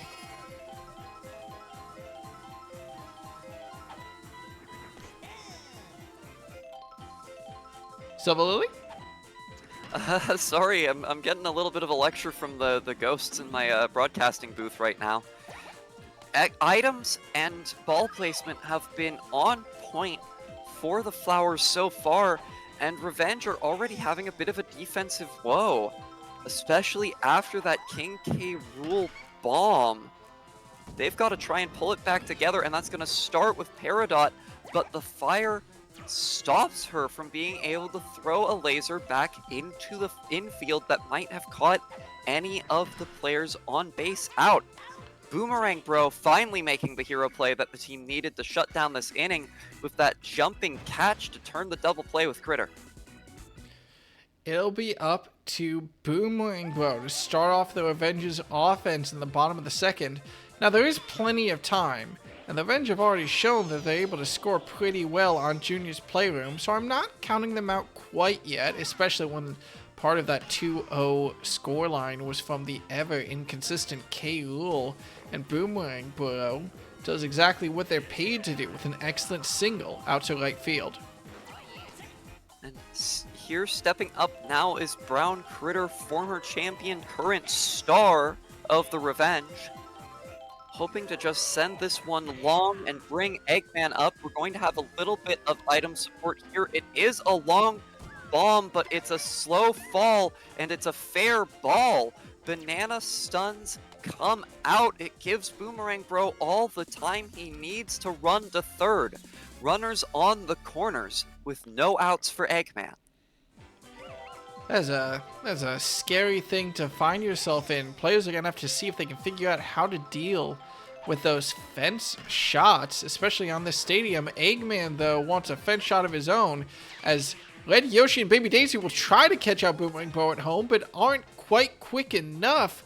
That means that Eggman brings in the first RBI for the Revenge, and with no outs on the board and runners on the corners, they're going to have plenty of opportunities to bring in a second this inning and tie up the game. Revenge are playing small ball with long bombs this game. It's been to the wall time after time. They're not clearing it like K. Rool. They just want to send it far enough to get someone on base or to home. This time, oh, Nehru just barely unable to sneak it past Green Magic Koopa.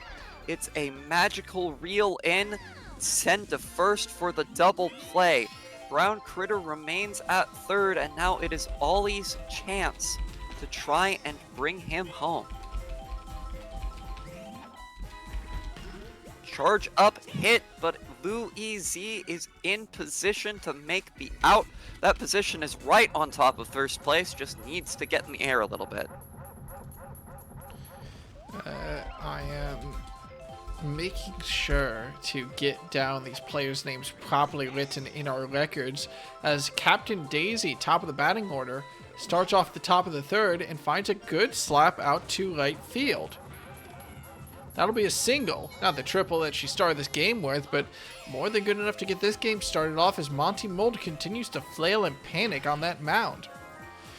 But that's a reel in from Boomerang Bro to shut that down with a double play. No way for Daisy to know how quickly the tables were turned in that one, and Louise also just turns it over to Boomerang Bro, who again throws the out. The Revenge clean up defensively to stay just one run now behind the Flowers. Despite Monty Mole tiring fairly quickly, has still been holding it down on the mound with help from that amazing Revenge infield. Now, Peridot manages to hit a single over the head of Green Critter. Eddie, top of the order, comes up to face down Mr. Consistency on the mound. Charge up, it's a slap out the center, the reel in, plus the bomb. Plenty of time. It's a slow spell.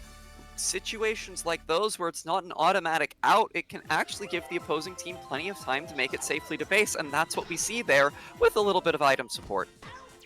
Monty Mole, though, well, doesn't keep the celebration going as their attempt to hit out to left field is caught quickly by JC. Runners on first, runner on second. Diddy Kong will have to see if he's able to advance them and start tying up this game. With Boomerang Bro behind him, there will be lots of opportunities for it, but Luigi, with these sick curveballs, is going to make it difficult.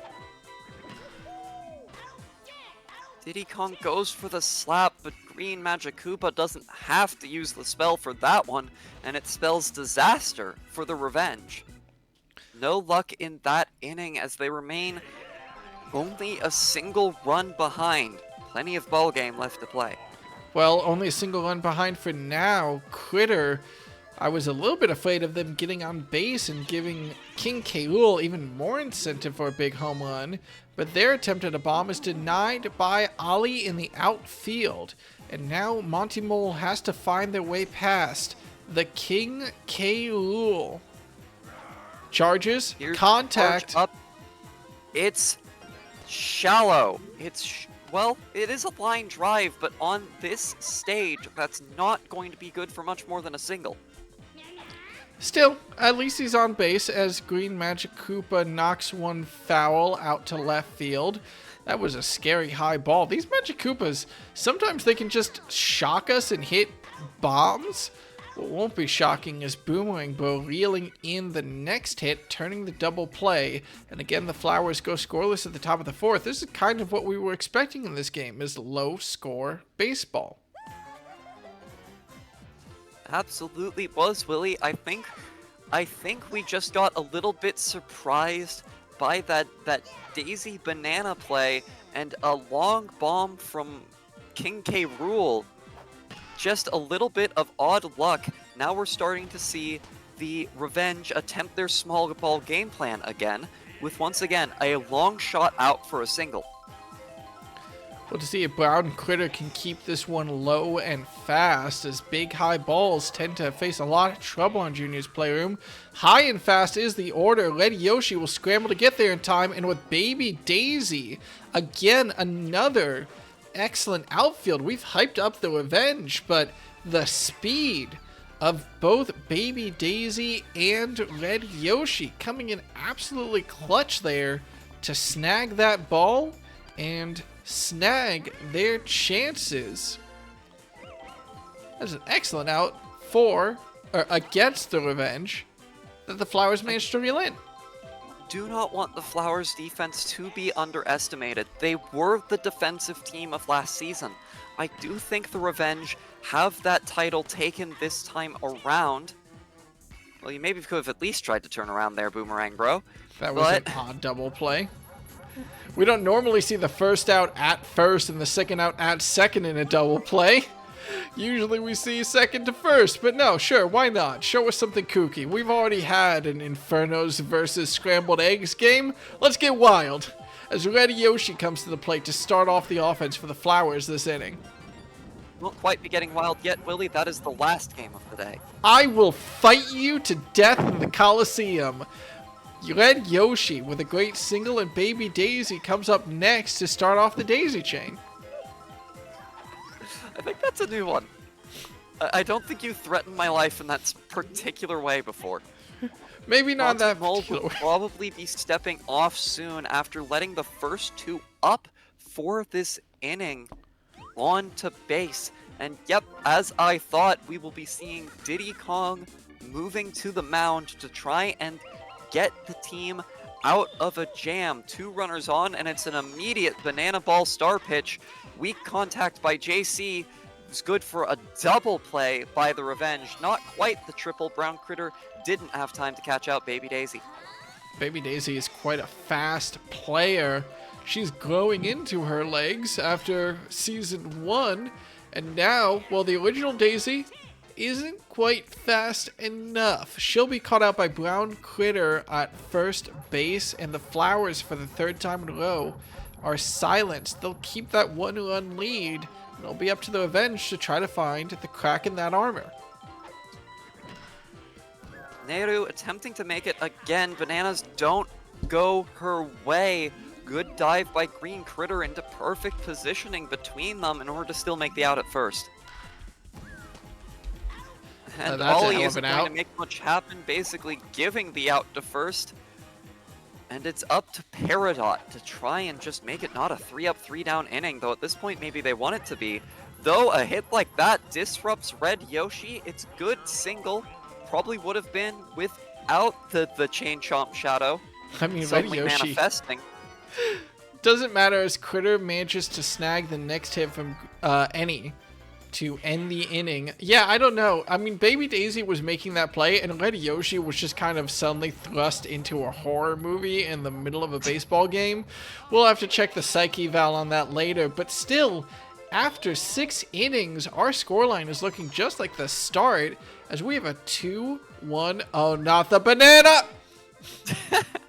A little bit late on the firing means Boomerang Bro will keep his nerve and his footing long enough to make the catch.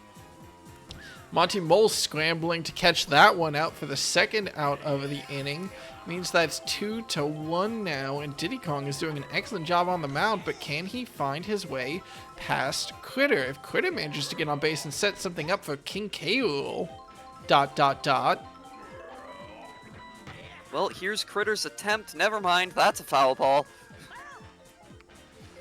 We'll see what he does now with 2 strikes on the board.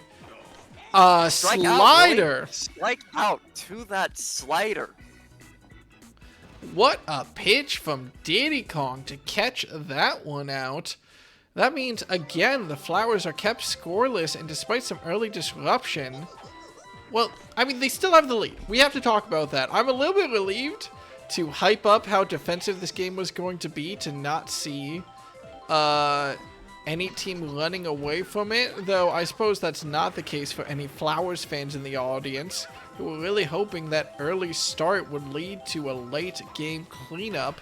But no, Diddy Kong will be the first one to find base in this inning with a good single. And after Diddy Kong will bring up Boomerang Bro, not the home run star of the bros. That goes to Hammer Bro, followed by Fire Bro. But still a solid hitter in his own right, but not right there. That's a lot of weak contact. Maybe the flat edge of the boomerang caught that one. Either way, it's a dribbler out to Critter for the double play. That means that there's 3 opportunities left for both these teams to put runs on the board as we head into the top of the 7th. K-Rool wants one with a big hit, but that'll curve foul with 2 strikes.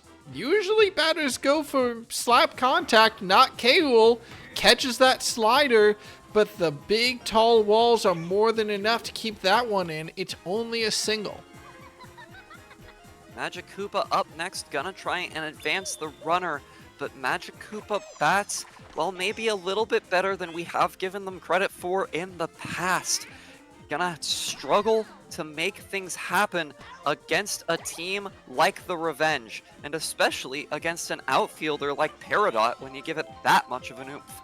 Yeah, never underestimate a Magic Koopa bat. They can just end up with some of the best home runs that you've ever seen, and one might call it a magical. Red Yoshi, though, not quite doing magic, as Boomerang Bro takes too long to reel in to get the double play, but at least... just pick that up. Yeah, I at feel least... like you could have just reached down and picked that up. I mean, listen, if you had force powers and you were sitting on the couch and the remote was 5 feet away, would you get up? No, you'd use the For force. my health, maybe. And for the health of the team, Boomerang Bro's gotta get it together. Brown Critter's got it. Some sliding action off of that hit by Baby Daisy, the star power, causing even Brown Critter to struggle to stay up. We gotta talk about synergy on the team, because I don't think, unless Brown Critter knew had that synergy, giving that throw that little bit of extra oomph, I think that would have been a safe runner. But no, Brown Critter immediately turning around after the defensive play and looking for a big home run. Baby Daisy and Red Yoshi can't throw it up high enough. Finally, that is a second run on the board for the Revenge, and after such a long offensive drought out of nowhere, we have a tie ball game. Now it's Eggman. Nobody on, no outs. Brown Critter hitting a long bomb on Bowser Jr.'s playroom. Critter sniped by the POW block there. I think I saw him drop a few rings. He also dropped the ball and allowed Eggman to get to first. Drop a few... That's not... Hey, they're not on a contract in this league. Don't bring them up. Critter, though, makes the diving catch, is not quite able to catch out Eggman, but will throw out Daru at first. Still, though, the go-ahead runner is in scoring position now for the Revenge. Can Ollie bring them home? Star Hit really wants it. The bobble from Critter, the power block to stop Baby Daisy. It's an absolute clinic from the Revenge to keep that play fair. Runners on the corners now, and it'll be up to Peridot to take what her partner has given to her and turn this into a lead. No! It's a slap, but no! Peridot turns it into a double play. Ooh, I hope that doesn't cause any rocky ground in their relationship. The two would fly right over it anyway. I swear to God.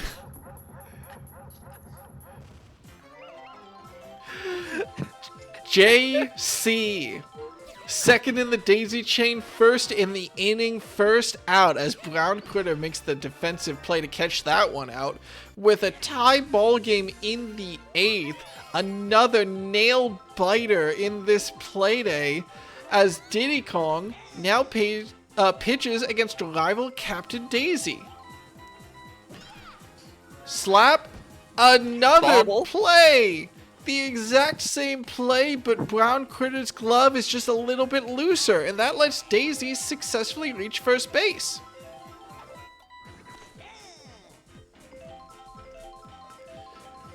Diddy Kong still holding strong on the mound.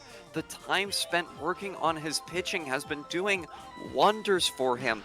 Trying to make it through Mr. Consistency now, doesn't manage it. Mr. Consistency living up to that nickname, and Diddy Kong starting to tire. It's the top of the 8th. Can he make it through the rest of the game? First, he's got to make it through this inning, and specifically Louis. Once again, Boomerang Bro making the strange play, but the POW block knocking both out, and Luigi allows for an out where there might not have been one. Runners on the corners with 2 outs for Critter.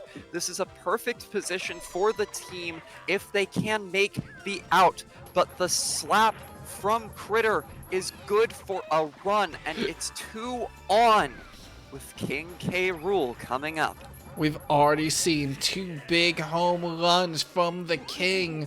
As the pitcher is swapped out, Diddy Kong is taken off and a fresh Brown Critter is brought on. These fastballs from Brown Critter might be a necessity, but King K. Rool knows it's coming, charges early, knocks it with great contact, and despite the attempt from Peridot and Ollie, Fraud Watch is over for the King, and a 3-run homer doubles the team's score and makes sure that the Flowers have a nigh unstoppable lead here in the top of the 8th.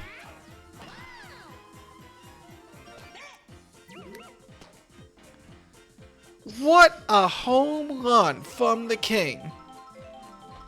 Just insane.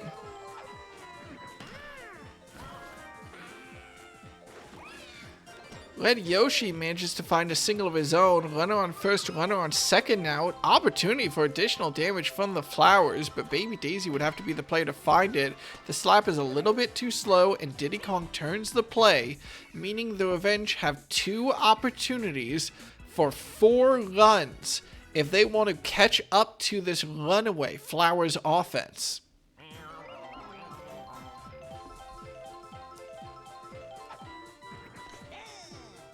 Silver Lily?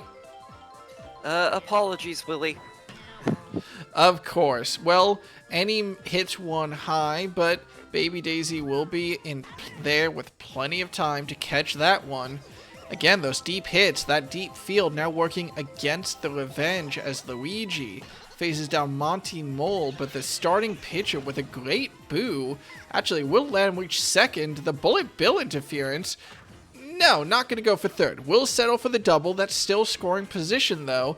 And we'll see if the Captain Diddy Kong can bring that runner in. Against a Cyclone Ball? I want to point out, this has been such a defensive game by the Flowers that Luigi, their starting pitcher, is still up in the 8th inning. A high ball like Banana that, interference? unless the bananas come out like right now, oh no! They managed to just barely get the synergy play to make that out. Luigi now finally starting to tire, but once you get through him, you still have Daisy to get through. Boomerang Bro is capable of those line drives to bring Monty Mole in, but that ball is high. That ball is actually great. Baby Daisy and Red Yoshi aren't able to reach it in time. You want to talk about a quota? There's Boomerang Bro turning up big for the Revenge and keeping this game just within fingernails reach. The 2-run homer to respond to K. Rool. Yeah, watch this one slide on by, man. You're not the only home run hitter in this game, as finally Luigi's taken off the mound and Daisy is brought in to close up. And Brown Critter wants to do it again. Wall shot? Wall has shot. Made it in time. I think it's... Oh no, I thought that was going to be off the wall. But instead, it just falls harmlessly into the glove of Baby Daisy. The Revenge have to lock the Flowers down and do it again in order to keep this game alive. Brown Critter's fastballs will try to stop any deep hits, but JC finds contact, not good enough contact, to stop Peridot from getting under the ball for the first out.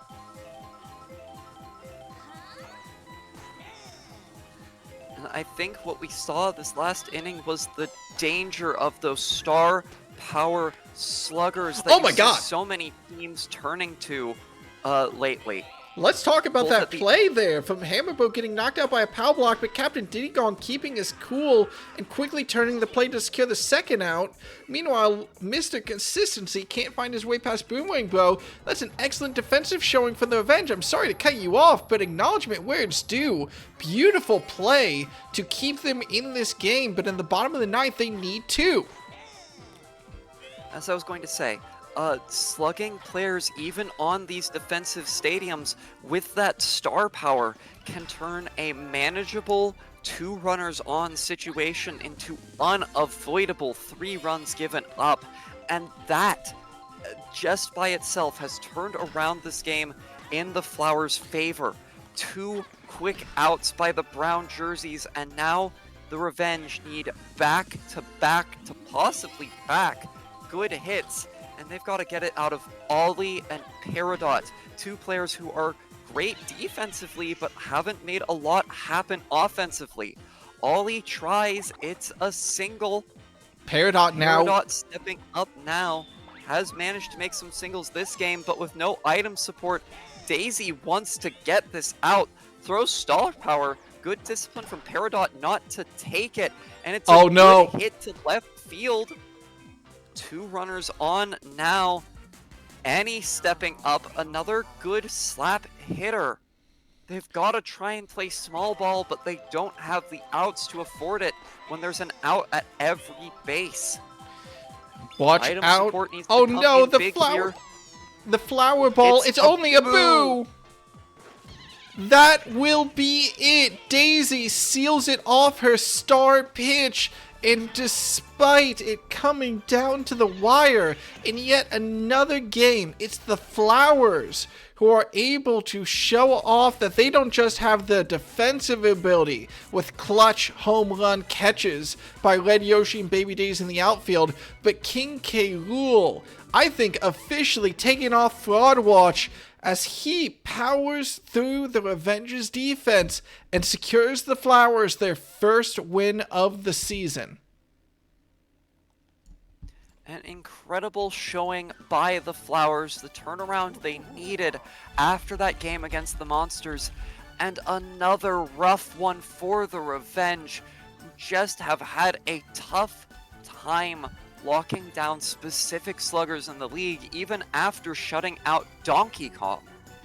I still think they have it in them. I want to point out, K. Rool was the MVP, but that's really only off a couple of good hits and like a single.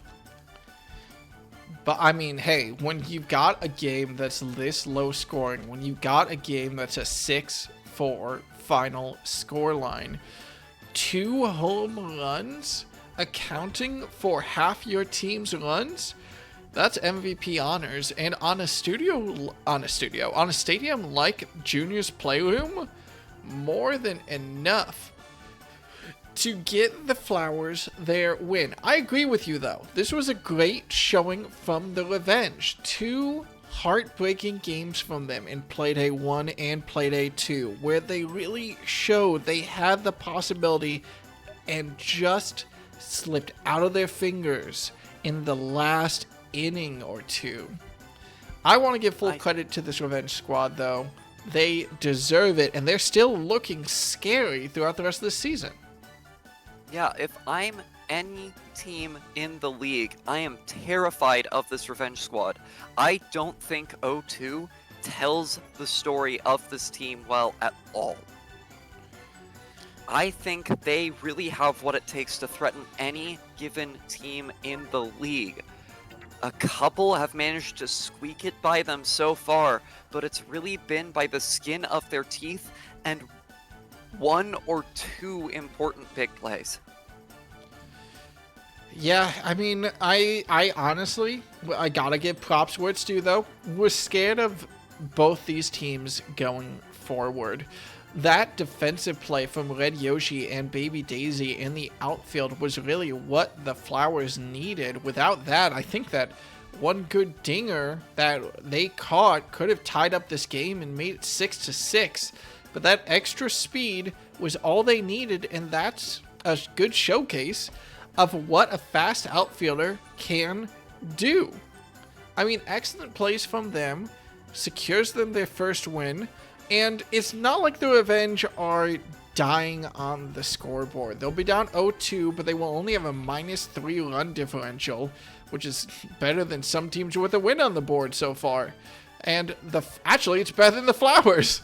The Flowers go up 1-1, but after their first Playday, they'll still have a -11 run differential. So we'll have to see how they can perform in the future to try to get that run differential up. Any last comments about this matchup?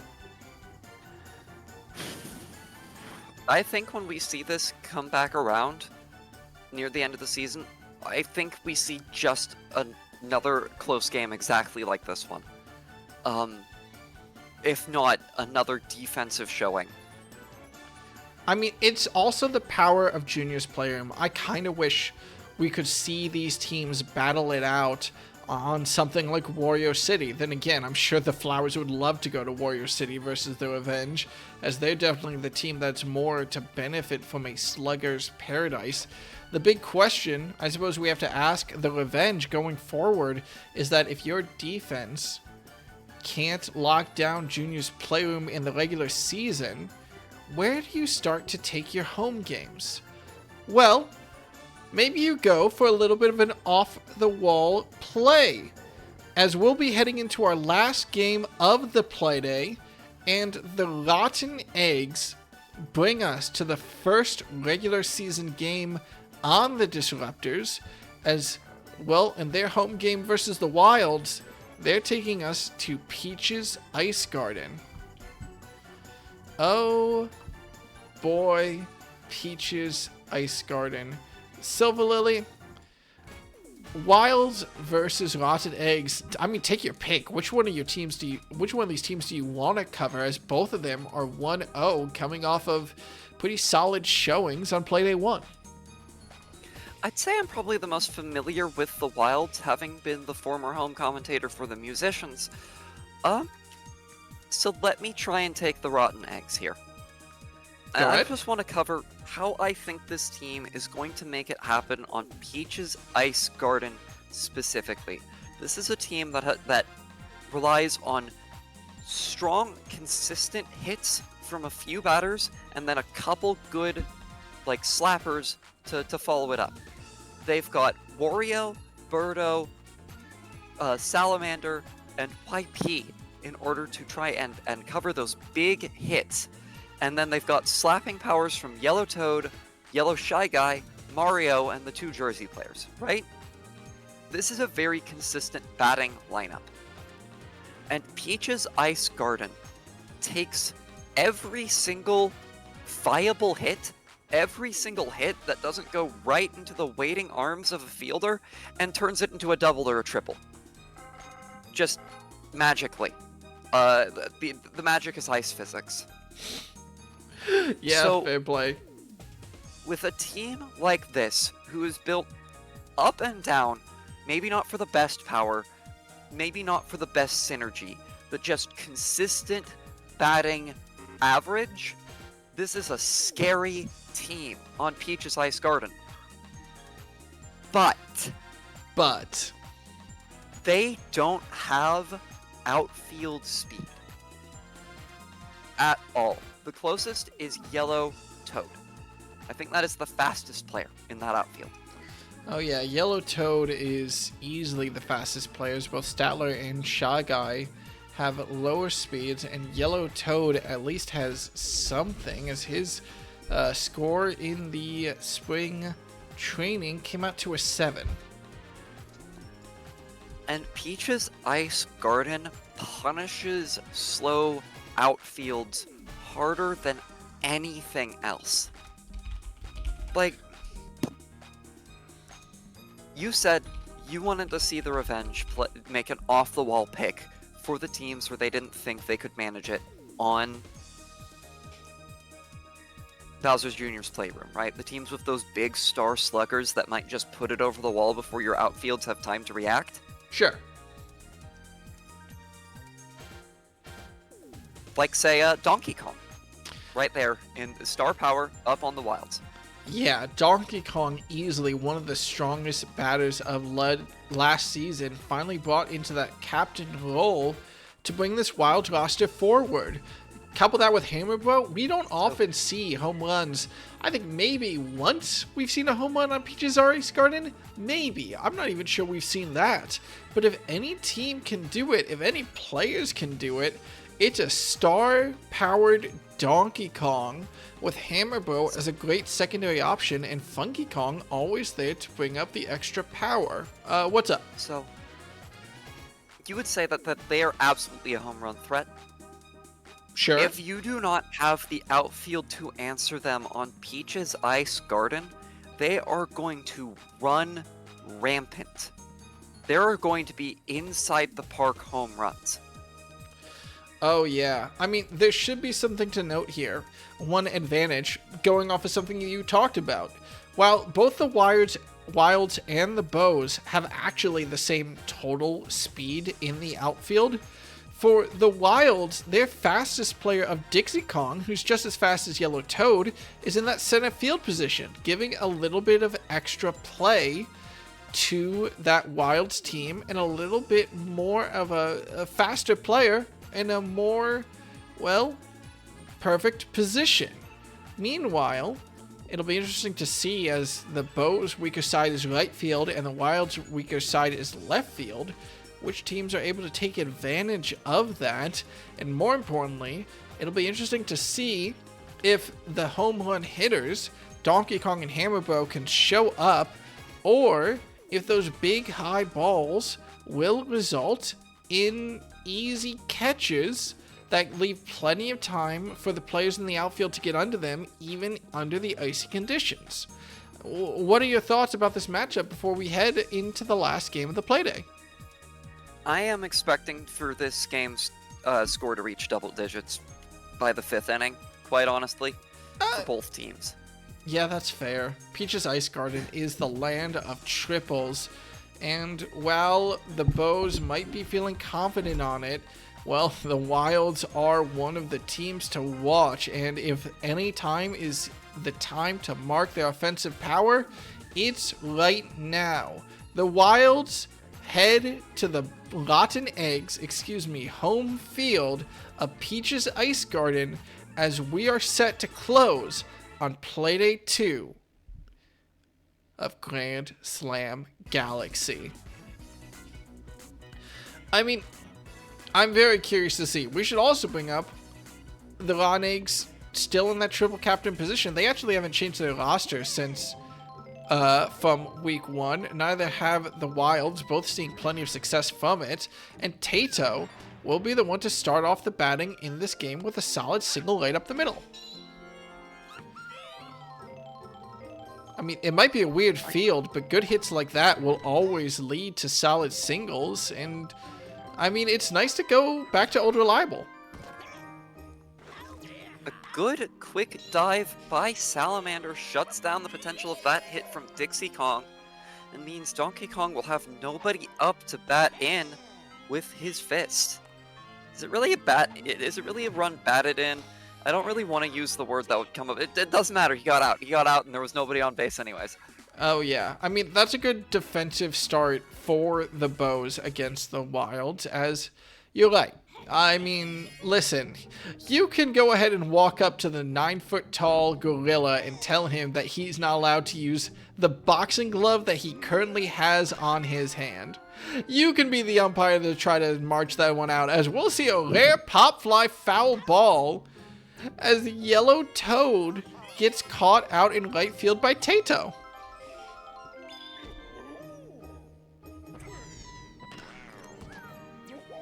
Star pitch from DK that Birdo bites on. That just means that the captain will face an easy ground out from DK's pitching. Something to note here that we might see come into play later.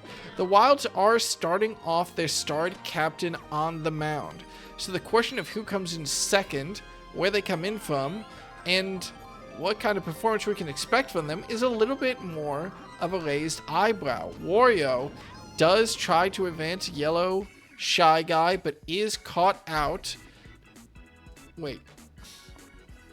No, there are no... That's weird. Why do the Ron Eggs not have the names properly written down, and I have to give these, call him Yellow Shy Guy? Huh. How dare they? Someone should fire that coach. What is Yellow Shy Guy's nickname? That's a great question. I'll ask you again later. Right now, is Mario's face okay? The lighting in here looks a little weird. He looks a little sooty, a little burnt. Mario, you doing okay? I think he's turning to the dark side. Maybe the speed of these fastballs is doing a number on him. Maybe half his face got burned in acid and he is now a rival to the bat. We'll see which way it goes as Funky Kong's bat wants to find some progress and get the first Good offensive hit. And just like that, he will do so to that weaker side. Shy Guy has to waddle all the way out to try to find that one.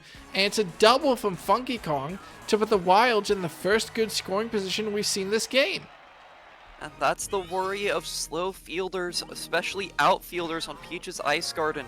One good hit can really get away from you. The infielders keeping it locked down for the Rotten Eggs. We have so many egg teams this season. 2? 2, which is more than 1, which is what we usually have. Yeah, no, that's fair.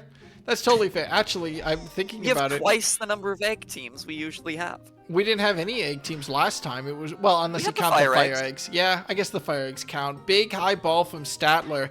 Plenty of time for Tiny Kong to get under that one, especially with a lack of items. Means that Salamander comes to the plate with 1 out on the scoreboard. Oh, watch this ball. No, this is that's also foul. definitely- Look away from that ball. Yep, this is also definitely a field where you really don't want those high curve balls because they just don't take advantage of the field the way a good line drive does. Well, we'll see Since if you're Thermite not is... really going to put it over the wall basically ever, you just want a low arc to make the fielders do more running and have less time to get in position, give you more time to get on base. Salamander takes the hit from the fire, and that results in an out that wouldn't have been. Bit of a misfire from Mario and a bit of a second misfire as he's caught out by Donkey Kong. The quick throw just barely reaching Reggie on first base in time to deny the POW block interference, which could have proven disastrous. It means that both teams will go scoreless. That double digits by the 5th for both teams is looking like it might be a long call here, as we've yet to see any scores at the top of the 3rd. I feel like I'm always wrong with my expectations on Peach's Ice Garden. Quick, I'm say always it's going to be expecting, 0-0. I'm always expecting like 20 to 20 games, and then we walk out with like 11 to 9, and I'm sitting there wondering what happened.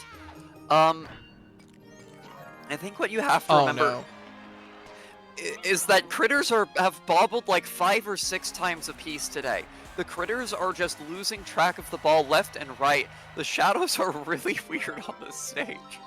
I do not know what is happening. I mean, maybe the cold-blooded critter is having a little bit of problems on the ice field. Birdo having no problems. Potential triple play, yes! The rotten eggs are the... just clean up a terrible situation. They had a runner on first, a runner on second, no outs. Just like that, we're heading to the bottom of the 3rd. Clean. Still no scores on the board. These star pitches from DK really are doing a number on the Ron Eggs, though. No throw there, though. And the boo interference. Well, if YP wasn't YP, then we might see a triple, but a bit of a lumber will mean we see a double.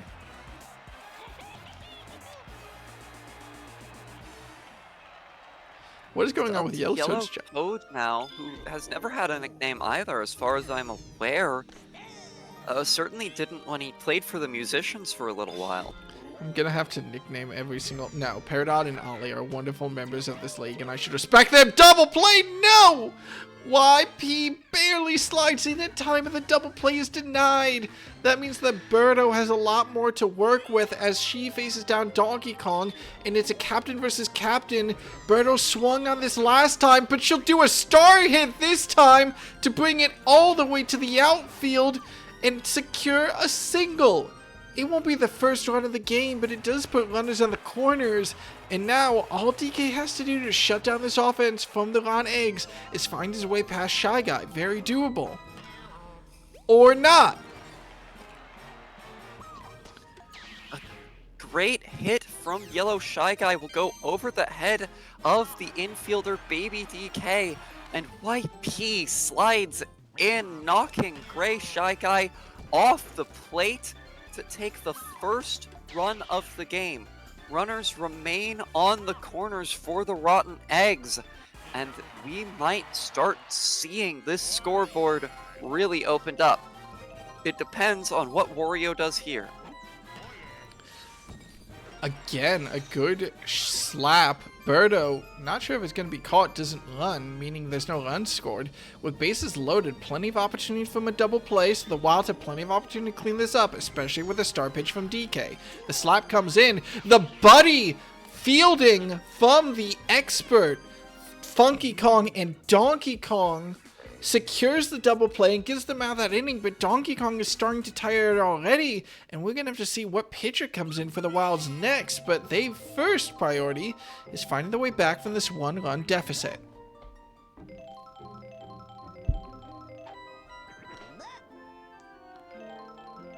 I love Peach's Ice Garden. I love Peach's Ice Garden. Getting a couple of balls off of Mario, that sounds wrong.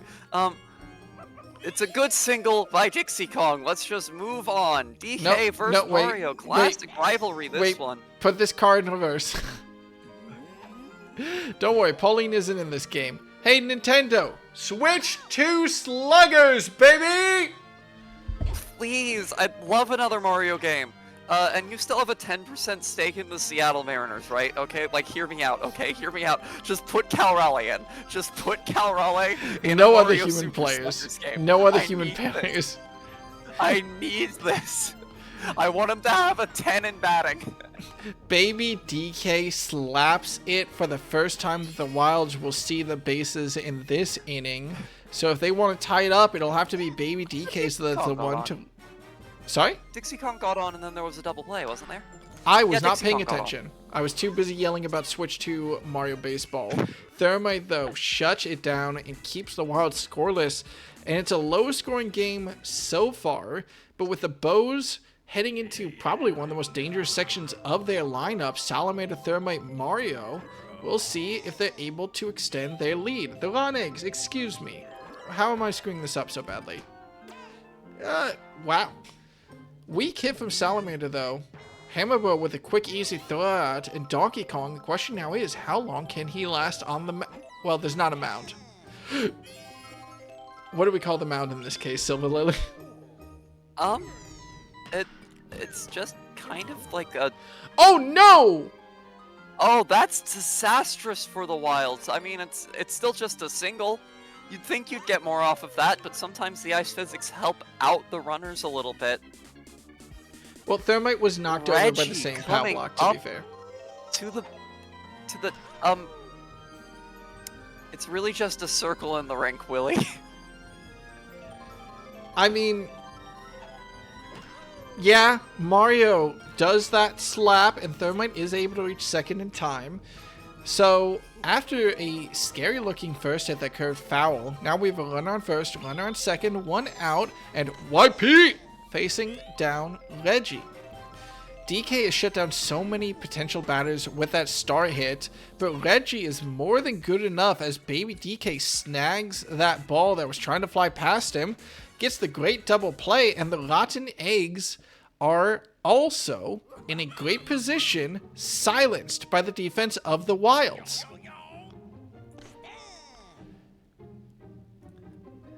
Now it's still an 0-1 game in the fifth. I was expecting double digits. We've got one digit. The digit is 1. We're close to double digits if we're talking about binary. Yeah, we're gonna have to see 10 runs from both teams if we really want to reach those double-digit marks. You know what? If that happens, Silver Lily, I will actually choke on a baseball. I will go out and buy a baseball and stick it in my mouth and tweet it out. Why not? Or post on Blue Sky.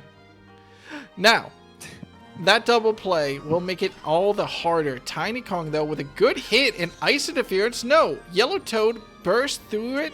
Smart defensive play means that the Wilds remain scoreless on Peach's Ice Garden through 5 innings. It's not like the Ron Eggs are serving much better with only 1 run on the board.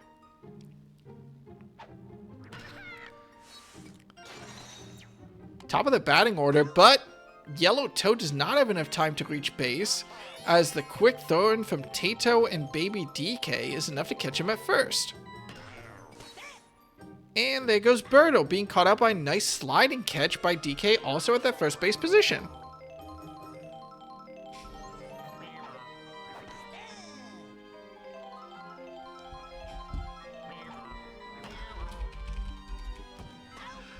Yellow Shy Guy.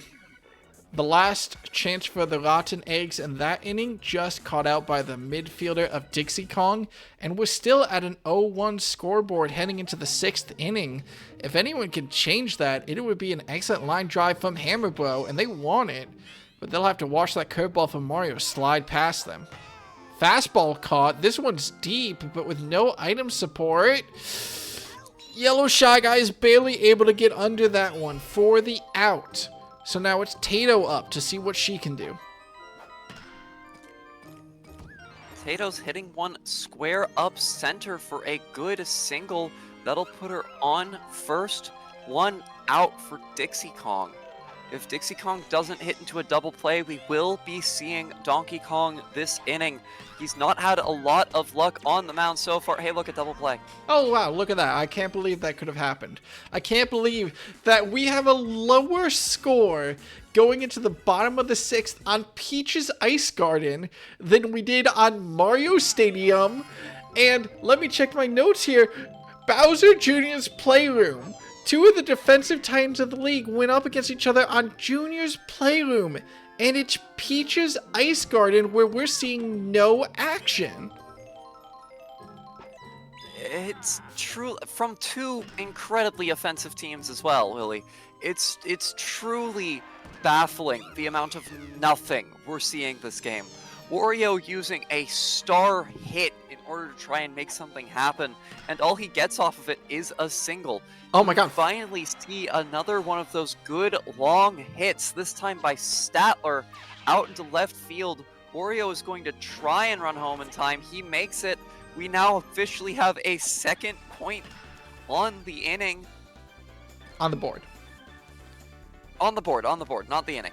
Second point on the board coming in the 6th inning. I mean, that particular angle, either to left field or mirror to right field, is exactly what teams need to find on Peach's Ice Garden. That is the triple angle. That is where you go when you want those 3 base hits. But Salamander grounds out, and so far, Statler is the only one to find it, as Thermite also grounds out to DK at first base the same time. Is Mario, the starred player for the Ron Eggs, the one who will be able to find that gap again? No. It's a hit straight up the center. That does mean that Statler will reach home. But, I mean, we're just not seeing teams take advantage of this field. Maybe a little bit of inexperience for all these players on Peach's Ice Garden is resulting in this low-scoring game.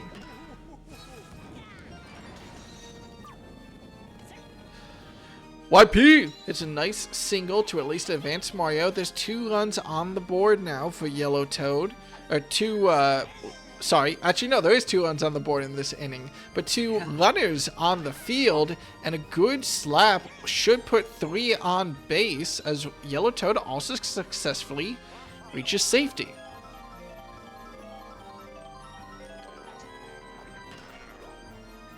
Now, Birdo, suddenly it is the Rotten Eggs that have managed to break the ice on Peach's Ice Garden.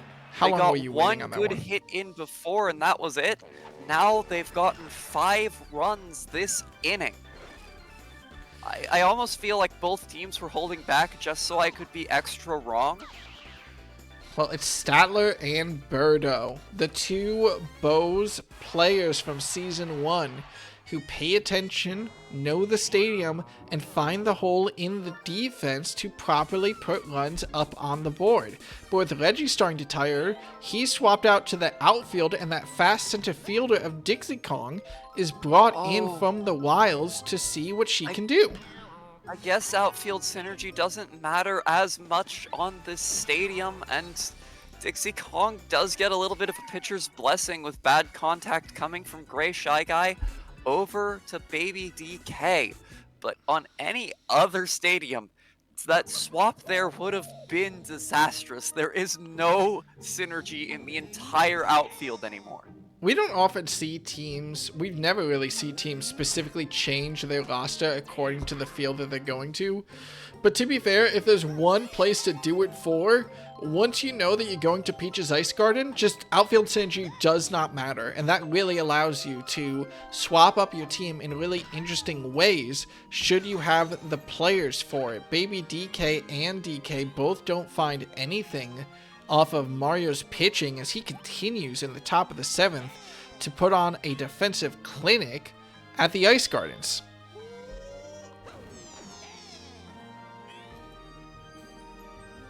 The Rotten Eggs are just doing incredible so far this game. I was worried about how their outfield would perform, but turns out what mattered more was how their bats performed, because the Wilds have not, and the Rotten Eggs have. And when the Wilds have tried to make those long hits, well, it's directly out to where the outfield's already standing. Meanwhile, the Rotten Eggs make those long hits right between center and right field. Well, perfect positioning. For only 2 hits, it should be noted of the 6 runs on the board, 5 of those were knocked in, I think off of maybe only 2 hits, and it was really Statler and Birdo finding the right angle to hit the ball at in order to allow for those triples. If the Wilds pay attention, if they take advantage, they could very easily still come back in this game. Salamander's deep hit will end the inning. Petting, yes, the shell does not find Reggie in time. They always miss the shell. They always miss the shell. It's always fired late, and they always miss it.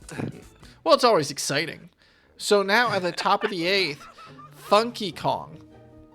We know that you're a master of the groove, but do you know how to study? No. His line drive is good. Not good for a single. What a throw from Statler all the way to first to catch out Funky Kong.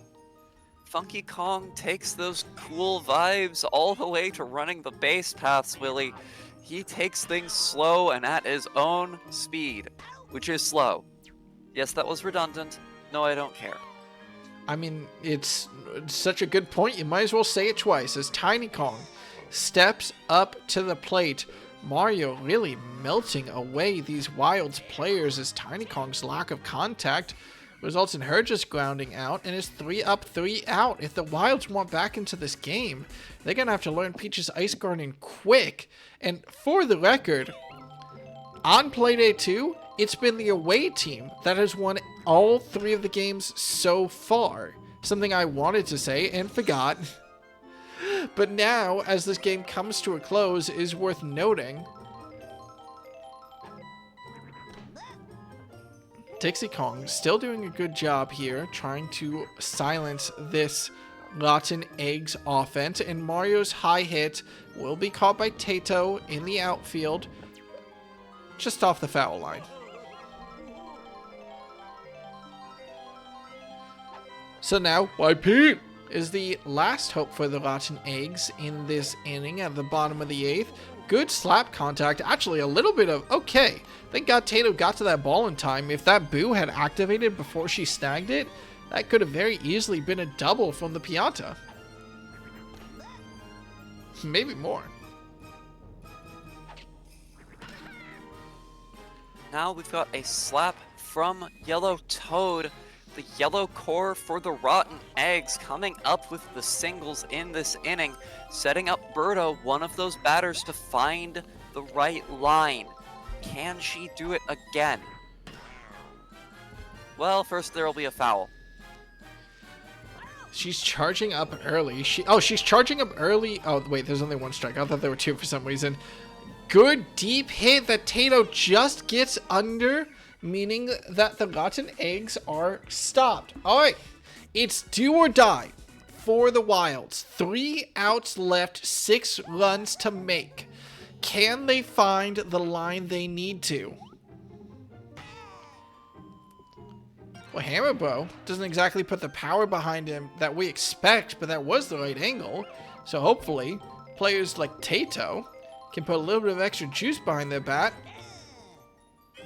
Learn from Hammerbro, Tato. Learn from Hammerbro.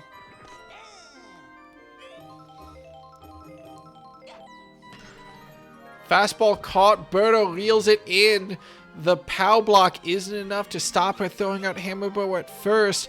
That means that Dixie Kong, will she be the last out in this game? No. Maybe. Salamander dives for it unexpectedly, snags it, denies the single to put up Captain Donkey Kong, and just like that, the Rotten Eggs claim Peach's Ice Garden, are the only home team to win on Playday 2, and successfully defeat the offensive juggernauts that are the Wilds. What a game, Willie. Not the one either of us expected, I think. The Wilds completely unable to make their offense work. Shut out on Peach's Ice Garden. I will say, this is not the result I was expecting. I'm kind of with you here. I was expecting a higher scoring game. That's what you tend to expect on both of the disruptors, let alone Peach's Ice Garden. But we saw less triples on that than we did on Junior's Playroom, of all places. And it's YP who is the one to score the MVP honors, as the Bows are the second team to get a shutout and the second team to do so versus the Wilds, the first team to do so in the regular season. Okay, I mean, I gotta start asking now, Silver Lily. Why is it that the Wilds had so much trouble after we thought they found their offensive stride on Peach's Ice Garden?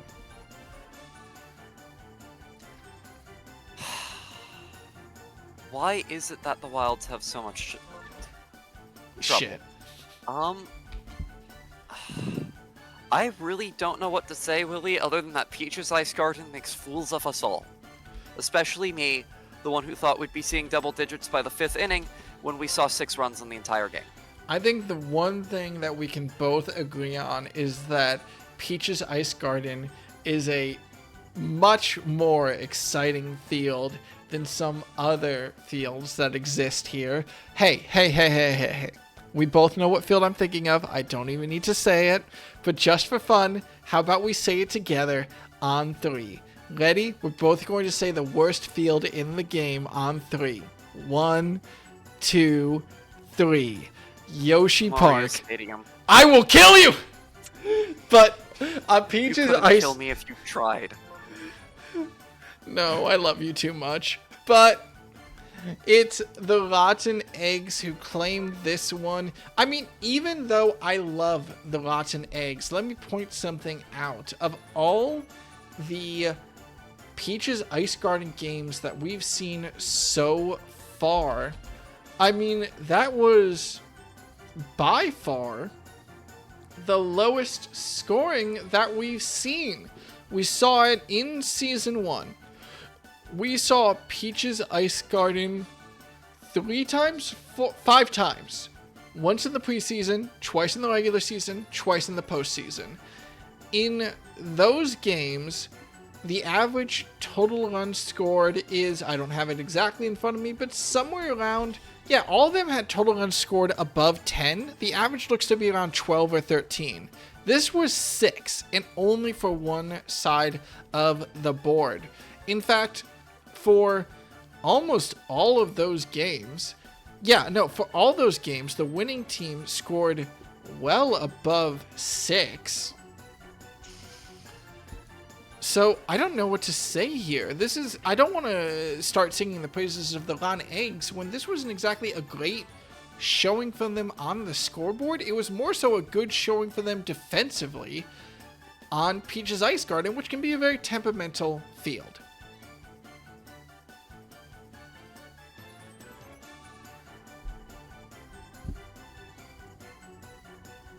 It indeed is a temperamental field, Willie. I'm sorry, I just don't have a lot to say about this game. Okay, well, I'm still reeling. it's a game to reel from. As I tally the final scores and get our current standings ready, can you tell me the standout games that we've seen and final thoughts coming out of this Playday for yourself here in Playday number 2 of Grand Slam Galaxy. I mean, just to remind you, our final results of the day: Monsters versus the Monarchs, 6-1. Inferno versus the Scrambled Eggs, 13-12. Flowers versus the Revenge, 6-4. And Rotten Eggs versus the Wilds, 0-6. It was a very exciting Playday. That it was, Willie. I think standout games to me, obviously our very close games between the Infernos and the Scrambled Eggs, and the Flowers and the Revenge. I think those two games were excellent ones to watch. Otherwise, I think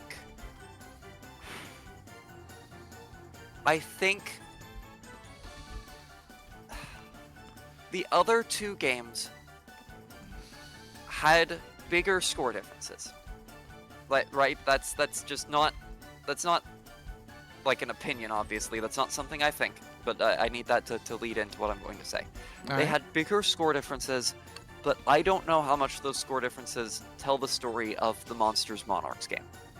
It absolutely tells the story of the Wilds Rotten Eggs game.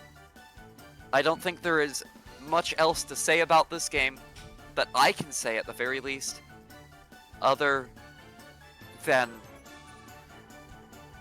the Wilds got shut out. The Wilds got shut out for the second time. First time in the regular season. The other one happened in the preseason, but starts to wonder if those early season woes that we thought were defeated might come back to haunt them.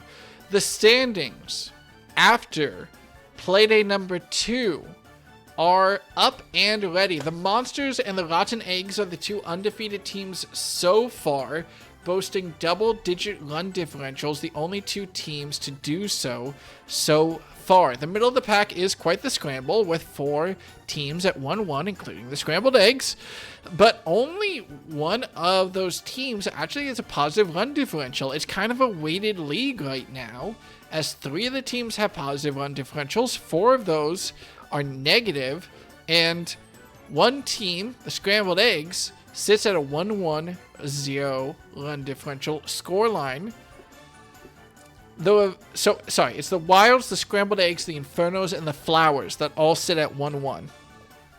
And at the bottom of our league right now, after only 2 games, is the Revenge and the Monarchs. The Revenge with only a -3 run differential after 2 very, very close games. And the Monarchs are the team to keep an eye on as they fall to a -15 run differential.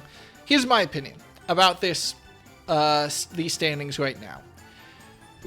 The Monsters and the Rotten Eggs, well-deserved wins, to be sure, but they're actually playing against each other in Playday 3, which means only one team will stand undefeated, but also we will still have an undefeated team at the end of Playday 3 guaranteed, depending on who comes out on top, while the Monsters have home field advantage. So a good chance for them to absolutely cement themselves at the top of the scoreboard. Meanwhile, with the Revenge and the Monarchs just looking at their games, the Revenge will have to take advantage of a chaotic Inferno squad if they want anything. They've already picked. They're going to Peach's Ice Garden for the Inferno's next Playday. So we will be back on the ice as the Revenge, that defensive team, bring themselves to one of the hardest defensive stadiums that they possibly can. Though after the Rotten Eggs have showcased what defense you can perform here, maybe it'll be the right call from them. Any other standouts that you want to talk about on this standings board before we go dark for the day, Silver Lily? I think you've said everything I wanted to say, Willie. Well then, I will close us out. Ladies and gentlemen, and every person in the baseball world. Thank you for joining us at Playday 2 here at Grand Slam Galaxy. We will be back this Saturday, fingers crossed, for Playday number 3. The Monsters and the Rotten Eggs. The standout of that one, as only one team will stand undefeated at the end of Playday 3. Our other matchups, the Infernos versus the Revenge. Can the Infernos find stability, or will the Revenge find their first win on the chaotic Peaches Ice Garden? No other stadiums have been decided yet. The Scrambled Eggs versus the Monarchs. The Scrambled Eggs are perfectly down the middle. Can the Monarchs take advantage of that and do their first standout performance to find their first win of the season? And the Wilds versus the Flowers. We've hyped up the Flowers as a defensive team. Can the Wilds find their offensive footing yet again, or will they crumble as the Flowers are the ones with the home field advantage and can take the Wilds to a very difficult field? I have been your commissioner, Willie, or won't he, here as always with my wonderful co-commentator, Silver Lily. Silver Lily? Right, no, that's my turn. That's my turn to give the sign out. It has been wonderful commentating for you all today and commentating side by side with you, Willie. Sorry if I'm spacing a little bit at the end here. I've just got a lot to think about. It's been a long day. Thank you, everybody, for joining us. We will see you on Saturday. And until the next Playday in Grand Slam Galaxy, please, by all means, give me a moment, because I just realized that Faust is still streaming, so we can go raid Faust like I always do, because she's the one person that streams late at night on Tuesdays, but it doesn't matter. We like Faust. I have been your commissioners, Willie Owonti. Thank you again, Silver Lily, for joining me. We will see you on Saturday, and until next time, play ball. Good night, everyone. Good night, everyone. We're clear. Wait, no, we're not clear. Okay.